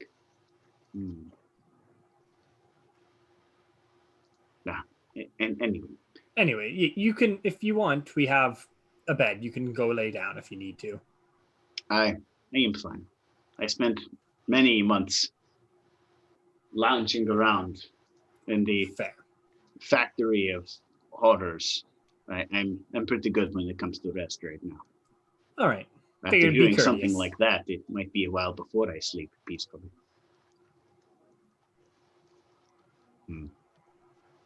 Did anyone say that? What all did you discover from this Titan? Oh, its genetic information was a wealth of usefulness. I may be able to add this to some of my databanks, but this will complete my discovery of some Titan-sized creatures. The classification of this creature is unlike anything I've seen. I'm hoping perhaps it's not the only one of its kind, because it's very much going to float through space in a coma forever. I can't wake it up, nor do I really want to. Something that big could be quite dangerous if awake. Agreed. It was a wealth of information. It's capable of healing from practically any injury, even in its comatose state. I shot it with several blaster shots just to see. The damage was minimal at best and healed almost instantly. This creature's skin is as thick as hull armor, and its armored back is almost as thick as some Titan-class warships. I've never seen anything like this. It's truly a marvel of genetics. This information, as well as the blood samples I have, will be very, very useful. Well, Well, we should get you back safely then. yes, I heard that we would be needing you for getting the medical bay open again. Oh, yes, the medical bay is cued to my genetics. It will only work for me. So I'm glad you didn't attempt to use it. The defensive systems are hazardous to your health. Unless, of course, you breathe chlorine gas. Then it might not be. Well, None of you look like you breathe chlorine gas. Can't So say I let's do. go back. looks to Zora. Zora might be able to. Hey, that's probably not far. The mask you have on there is quite the interesting filtration system. Looks custom. Very. I like it. A good touch. Yeah, well, is anyone sick or injured? I guess when we write back, the least I can do is heal any of you if you're happy. Talurra just kind of shows her scars and the mess that is her arms from Deborah's healing. Oh my, did a medical droid mess up on your operation? That certainly looks like somebody stitched you back together wrong. That's certainly the case. That is exactly what happened. God, whoever did this must have been a total Zoidberg. Meanwhile, Deborah. You don't have an inspiration point, add one. Because that was great. Oh, that was great.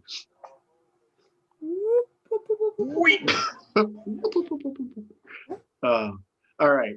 And you have a peaceful space ride back. As brief as the first one was, the return trip is even briefer as you are distracted by conversation with this new crew member you have.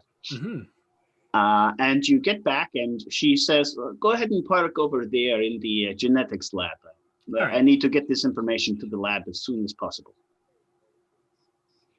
You park over in the science bay, which there's only one on the ring world, which I have a map of because I drew it. One of those little docks. There's 3 little docks. You park at the middle one because that's the largest one. This is the science side of the ring world. You see that labeled by the port as the docking bay there says Bay 47 Science and Genetic Research. Like to think it says like Bay 00000047. Yeah. There's just like that many bays. There's just an insane amount of bays in this particular multiple planet sized ring world. All your bays belong to us? Technically, yes. Now I think about it, legally. Mordakai is the only male here. Yes. The only identifiable male, I guess. No, Eisen. Oh yeah, Eisen. No. I guess Eisen's technically here. The only male cardboard cutout. And the Yeah. dwarf. No. Or the pilot. The dwarf, the pilot isn't here. He stayed I behind. thought he was. My bad. Locathion came along. Yeah. Well, Cathian did, but we didn't need him. I think. Did he Locat- say anything? No, he's been sitting quietly in the back, just kind of observing the situation. He looks over at the doctor when she came in and just kind of nodded at her, and she looked over at him and just nodded back. She didn't really say anything to him. Trying to gauge your chances there, Scotty. Huh? No. No. Wow. That's how far that was not the case. It took me that long to realize what you're saying. That's what makes it even funnier. Mm-hmm. Can we get a nice little Internet Explorer pin for him now? No, it's a blue screen silhouette.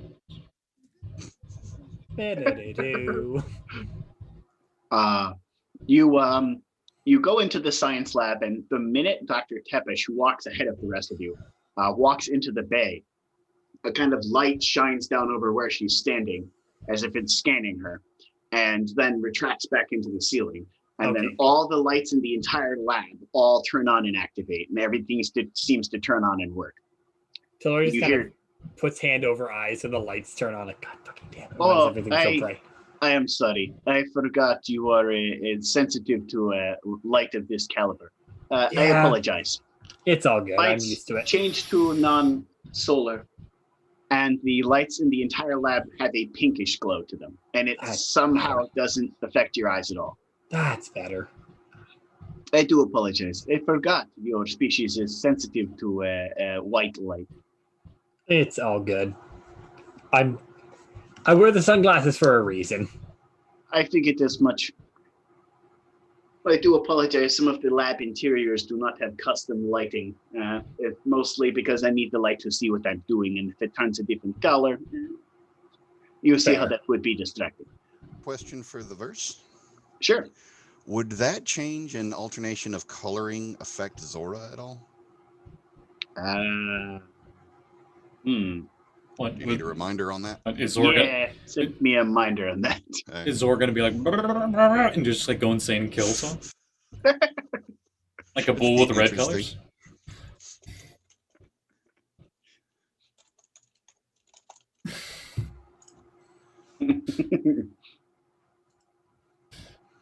That'd be kind of funny.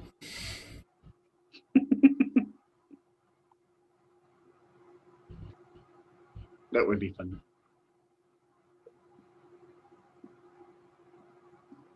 Is there anyone around here that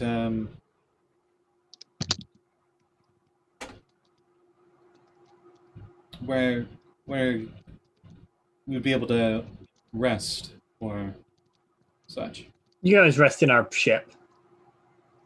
on this entire planet? There's not a single The place ship- that you guys stay at. Oh, we just got here. Mordakai shrugs and says, "I'll be in here if you need me."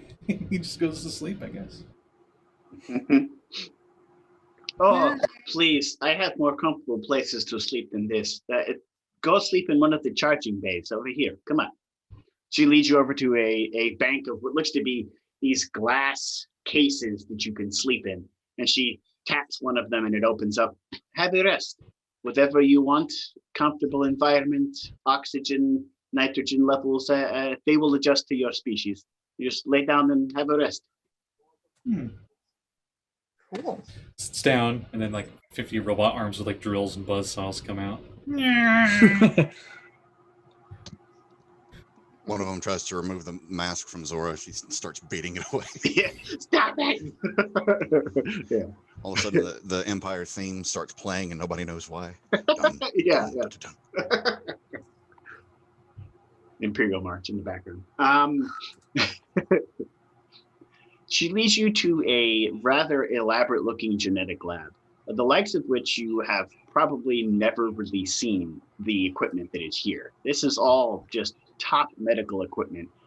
As she walks in, she goes, "You'll name the medical procedure, and I am capable of doing it. I am the lead geneticist for Skyad, or was. After what happened here and then leaving me on the planet for several months, I think I'm done working for them. Perhaps would you be in need of a lead geneticist?" We would be, or at least someone of your talents. Well, if any of you have any need for any particular medical operation of any kind, I am capable of performing quite literally every medical operation imaginable. I can grow organs, I can grow you in your body, I can change your body to look like whatever you want, I can alter your physical state to be whatever you wish. That's pretty Any handy. species you can imagine, I could practically turn you into them. So, my lab is at your disposal, as are my talents. I So- could remove those scars if you want. Sure. Talurra will kind of just walk over. Cries in Dipper.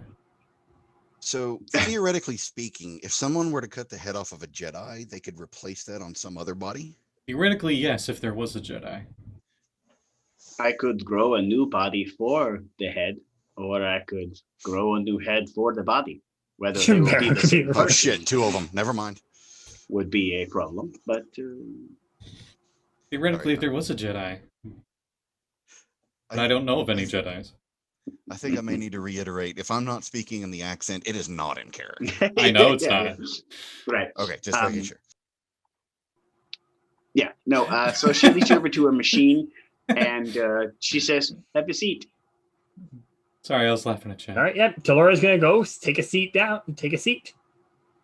And she turns like a weird bluish kind of light on, and she makes some adjustments to it, and she goes, I do apologize, I will need to scan your genetic code. Are you okay with that? Sure. I don't know what you'll find there, but go for it. Anything you are attempting to hide? Well, that's interesting. I've not seen one of those before. At least One not of what? in someone who's alive. That's a weird composition. Do you know you're equipped with a biochip? No, I did not. It's keyed into your genetic structure. It's also equipped with a small explosive, so I'm not going to remove it. Because it's also connected to major arteries in your brain and your heart. Okay. Whatever put this in you did not want you to escape whatever it intended. I'm not sure where this technology came from, but I've not seen biological grenades of this caliber. Well, that'd probably be the work of Red Lock. Ah, I've been in some of their facilities, have you? That They're explains, not pleasant. No, I cannot imagine they are not. That explains why part of this thing is also wired into your brain, specifically the language sector of your brain. Yes, I can understand a lot of languages. Have you ever run into one that you can't? Not that I've seen, at least, or heard at least. Interesting. That explains what this is capable of. Very interesting. Something wanted you to know how to speak to everything else. Why it wanted you to do that is unknown to me. But You and me this is both. a biochip. I'm not sure what it's capable of. You don't mind if I keep you here a few days for observation, do you? Talurra kind of just looks to the rest of the party. You fine with that? Why not? Want to make sure you're safe, right? Fair. I'm not sure I'm capable of removing it, but at the very least I can tell you what it does.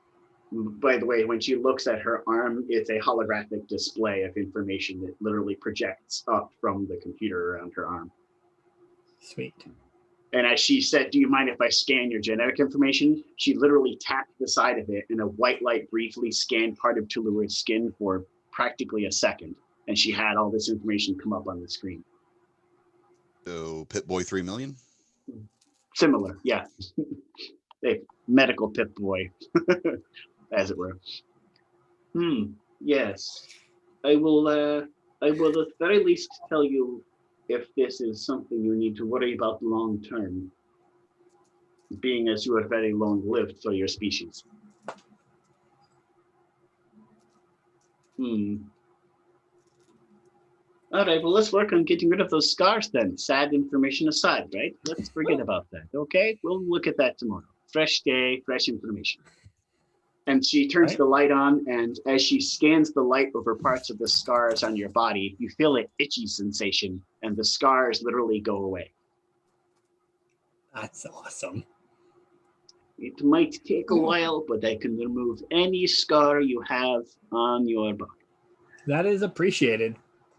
I spend a lot of time on those. Have injuries or scars they wish removed, or wish to undergo a surgery to become something else?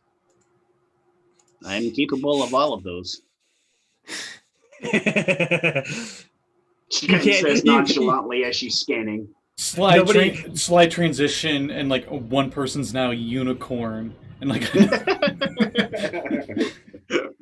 We turn into the furry campaign and like the Furry road. Mordecai's an I'll just bring- octopus with 8 lightsabers. Yeah. I'll just bring ink in again. We'll have fun with that. Cherry shows up and suddenly the whole ring world is on fire. Zora is completely unaffected and is the only one that seems so. Yeah, somehow nothing is distinct. But Alt 8 legs. 7 vaginas. Good night, everybody. Imagine the possibilities. Yeah, let's What not. was that from? It's a comic. It's a comic. No, but that A comic about the Little Mermaid. that's what it was. That's what it Instead of was. giving her 2 legs, they gave her 8. Yeah, she had like these, they were like dangling everywhere, all weird. I like hanging out with you. You sound like You sound like 2 running. horses. Oh. Anyway, she actually sounded really serious when she said that, and she kind of said it in the middle of just kind of removing the scars from Talurra's arm. I'm gonna ask some logistical stuff before I succumb to getting hazed by Alt over here. Be a cat girl, Colliloquie. Do it. Do it, you fucking coward. Okay, I guess I'm getting hazed by everyone. Okay. I mean, all can confirm this, considering literally I played a cat girl in the furry campaign. You did. Ink was great. Ink was It would amazing. help I with the miss her. brand. Ink was the only person who humored Cherry and her bullshit. All It's also right. because Ink didn't get what the fuck Cherry was doing. Bit of information on Dr. Tepish's abilities. While she is in her labs, she is quite literally capable of turning you into another species. However, this is obviously not something that happens overnight. If you do wish to undergo this operation with Dr. Tepish, it takes a month. But within that month's time frame, you basically just go to sleep and wake up 30 days later to a new you. So if you do wish to do that, it does change the species of your character, but not your mental faculties. You still are who you are up here. You're just not the same genetically speaking. So stat wise, we stay the same. It's just cosmetically we're different. No. Hmm. Stat wise, you would change to the Okay. species you changed to. So if, say, you were an elf and you became a cat person, you would remove your elf stats and add your cat person stats. Hmm. You would unelf and then cat. Somebody should be a spring. Just as an odd example for no particular reason. But if that's what you chose to do, that would be what happens. But if not, and you want to stay who you are, or whatever species your character is, you may stay who you are. But that is Dr. Tepish's ability.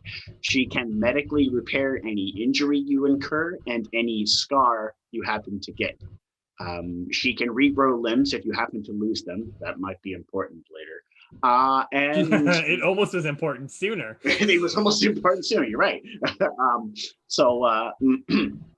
Any particular thing you need her to do, medically speaking, she can do. So, as a lead geneticist, however, you may find her scanning who you are or what you are when you're not paying attention. So, she does have an interest in what everyone is, species-wise. So, she may ask your permission politely at random later on when you're talking to her. She may scan privately if you deny her. You don't really know. Seeing how quickly it took her to get the information from Talurra's DNA, you think you probably wouldn't notice if she had done it already.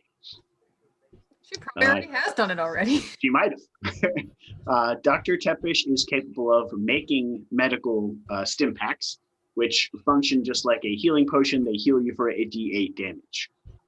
She just needs a bit of biological scrap to do so, which biological scrap could be a pile of leaves, anything of the sort.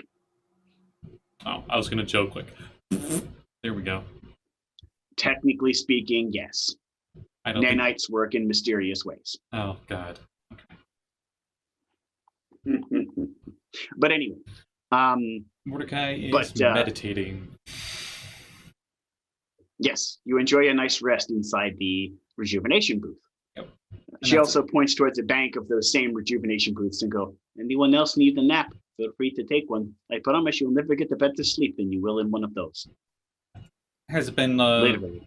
It's scientifically impossible to sleep better than Talurra internally, nope, not going to be doing that. I slept long enough in a thing like that. I slept so long, I have no clue how fucking long I slept. Yeah. There's probably another party member who isn't here who agrees with that statement. Yes. Buddy. You woke up with your spouse getting shot and them taking your child. Sean. Sean! Sean! Wait, wrong game. Sean! I'm not gonna lie, the second Fallout 4 spoilers for anyone that cares. The second father showed up, I shot him in the face with Kellogg's pistol. Yes. It was the most poetic injustice ever. Yeah, I know. Oh, it was terrible. Yeah. And great at the same time. I mean, that's kind of like me and Benny in New Vegas. Yeah. He gets the what in the goddamn, and then by the time he pronounces the D in damn, it's like, hey, bam. See, do you know what's more satisfying than him getting to the first D in what in the goddamn?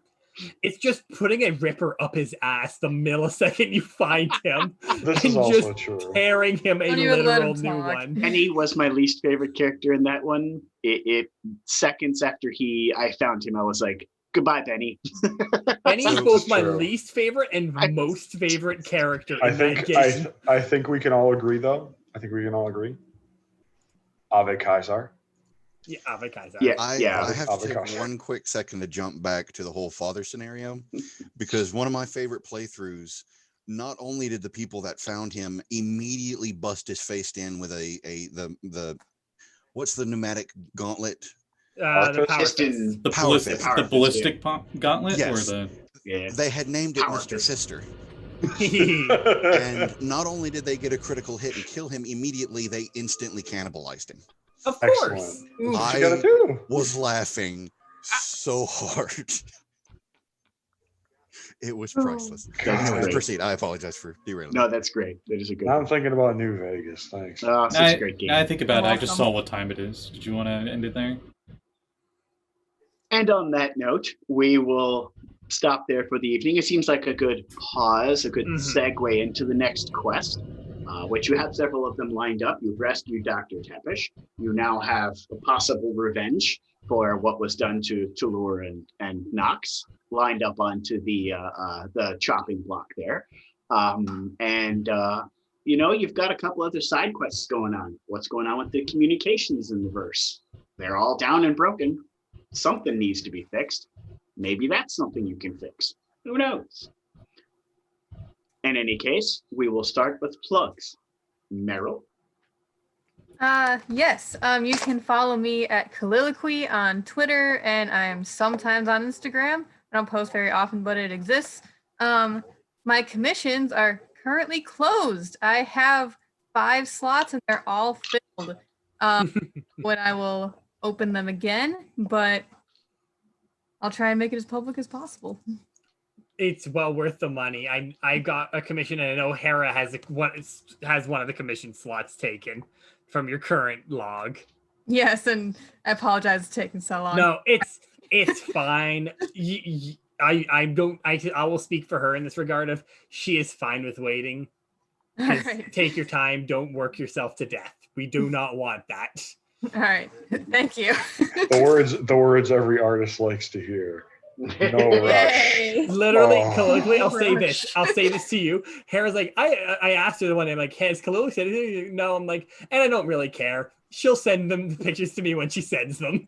Yay. It's Don't that sweat it. it's that please. one meme where it shows like somebody whispering at somebody's neck and you see the goosebumps come up on them, and it just says take all Yeah. the time you need. Yeah, please. Like, we don't want our artist friends hurting themselves by working themselves to death. We care about Yes. y'all too much. Yes. Aw. Goes for everyone. That too, just in general. You can follow us all on Twitter. I hope you caught Baby Yoda this week, or Grogu, hiding in the background there. Our next, did you have No. anything else you wanted to plug, Miriel? Or No, I'm good. our next plug will go to Talurra. All right. Well, you can find me on my Twitter Also, you can find me this Thursday at 8 o'clock p.m. EST, and Scotty as well on my channel at Fractured Moon D&D, where we are playing Saffron Academy, a bubblegum shoe magical university game where we will be celebrating Christmas way too late in the game, in real life, but it's Christmas time, and two of the characters have never celebrated Christmas. One of them is because they're Jewish, so, you know. And the other is because they were locked in their parents' base in their parents' attic the entire life. So come enjoy that. And also we have a literal Santa's elf in our party. So come see how that goes down when he finds out that some of us haven't ever celebrated Christmas before. Someone's been locked in their attic their entire life. Enjoy. Enjoy. Also, you can also on Sunday at 12:30 p.m. EST, we have Starfall Academy, a masks game where in the last episode, my character absolutely shattered her legs using gravity manipulation and then proceeded to walk on them because her powers allowed her to. It was not very nice, and she is barely conscious, but she is moving, and she is going to save her teammate because she was put into a portal, and my character chased after them. She is barely conscious. It is going to be a fun session of my character being in absolute pain the entire time. Yeah. Oof. And aside from that, the last mention, I don't know when, but at some point, I will be starting my own campaign on my channel, which is Fractured Moon D&D. I don't think I mentioned that. Which will be a masks campaign. And I've asked Alt to be a part of it. And I want Alt to be a part of it because I know, not masks, Lancer. Because I know Alt loves Lancer as much as I do. Max, man. Max And is shit. Alt, just good news for you, it will be every other week, and we'll make sure it's the weeks you're not working. Fucking sick. But yeah, so stay tuned for that because I'm super pumped for it. And that'll be it for me.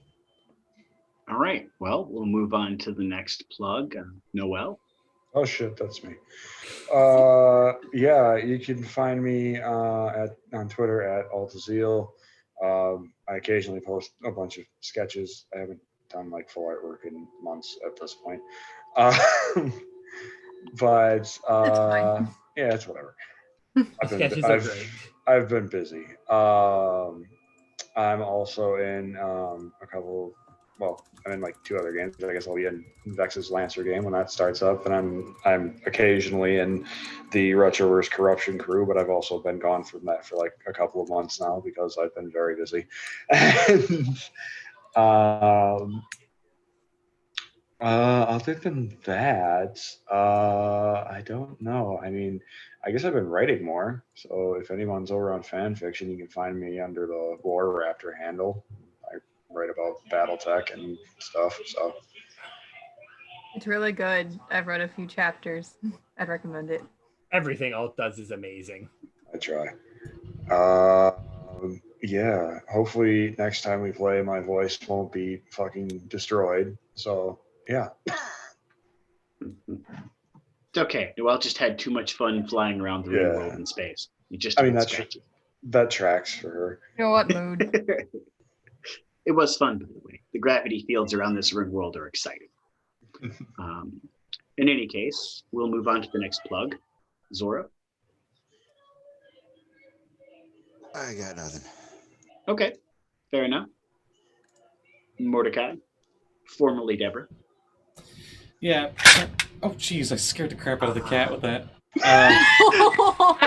So I hit this with my cord. It went like that a little bit. The cat's like, ah!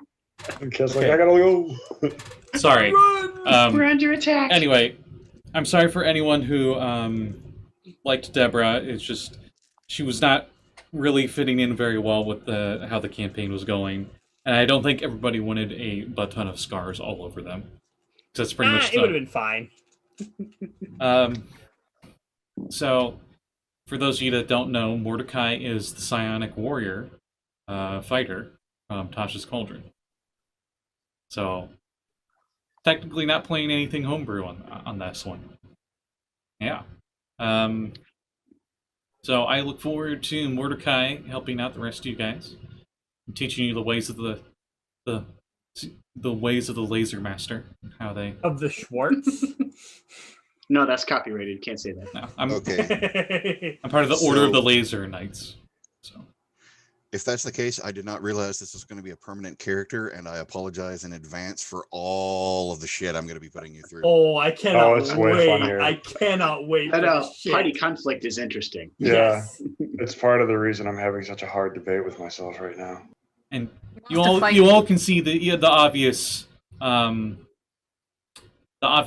references and inspiration. That's the word, inspiration for this character. You're referencing something? Yeah, What? I know. Captain Kirk's like one of my favorite characters from Stargate. Totally. Also, that sentence hurt my brain. I was like trying to think of a way to hurt my brain more, and I couldn't on that. But Yeah. anyway, You succeeded. besides that, our next game on this channel will be Unwritten, which is run by my lovely girlfriend Callie, Cap Callie on Twitter, and it's kind of sad times, but also not. Last time she gave us a little break from sad times, and we got to go into a little mushroom village, and the leader of the mushroom village was called Markshroom, and it was just imagine a mushroom guy from Dark Souls, but it had Markiplier's face on it. You know, it's just great. That's awesome. So I don't know what she has in store for us, but it's a mix between Disney stuff and Brothers Grimm mixed together. So we'll have some like la la la, like fun innocent stuff, and then we'll have like a witch eating babies or something, you know. So Supernatural. Yeah, I mean, it tracks. fairy tale fantasy esque, yeah. Yeah. So yeah, that's everything for me. All right. Well, hey, stay tuned next time as we find out where the party exactly decides to go next. And there's all these strange wonders in this new ring world that they own. So we'll find out what they decide to do. Maybe the whole next few sessions we have will be exploring the new planet that you own.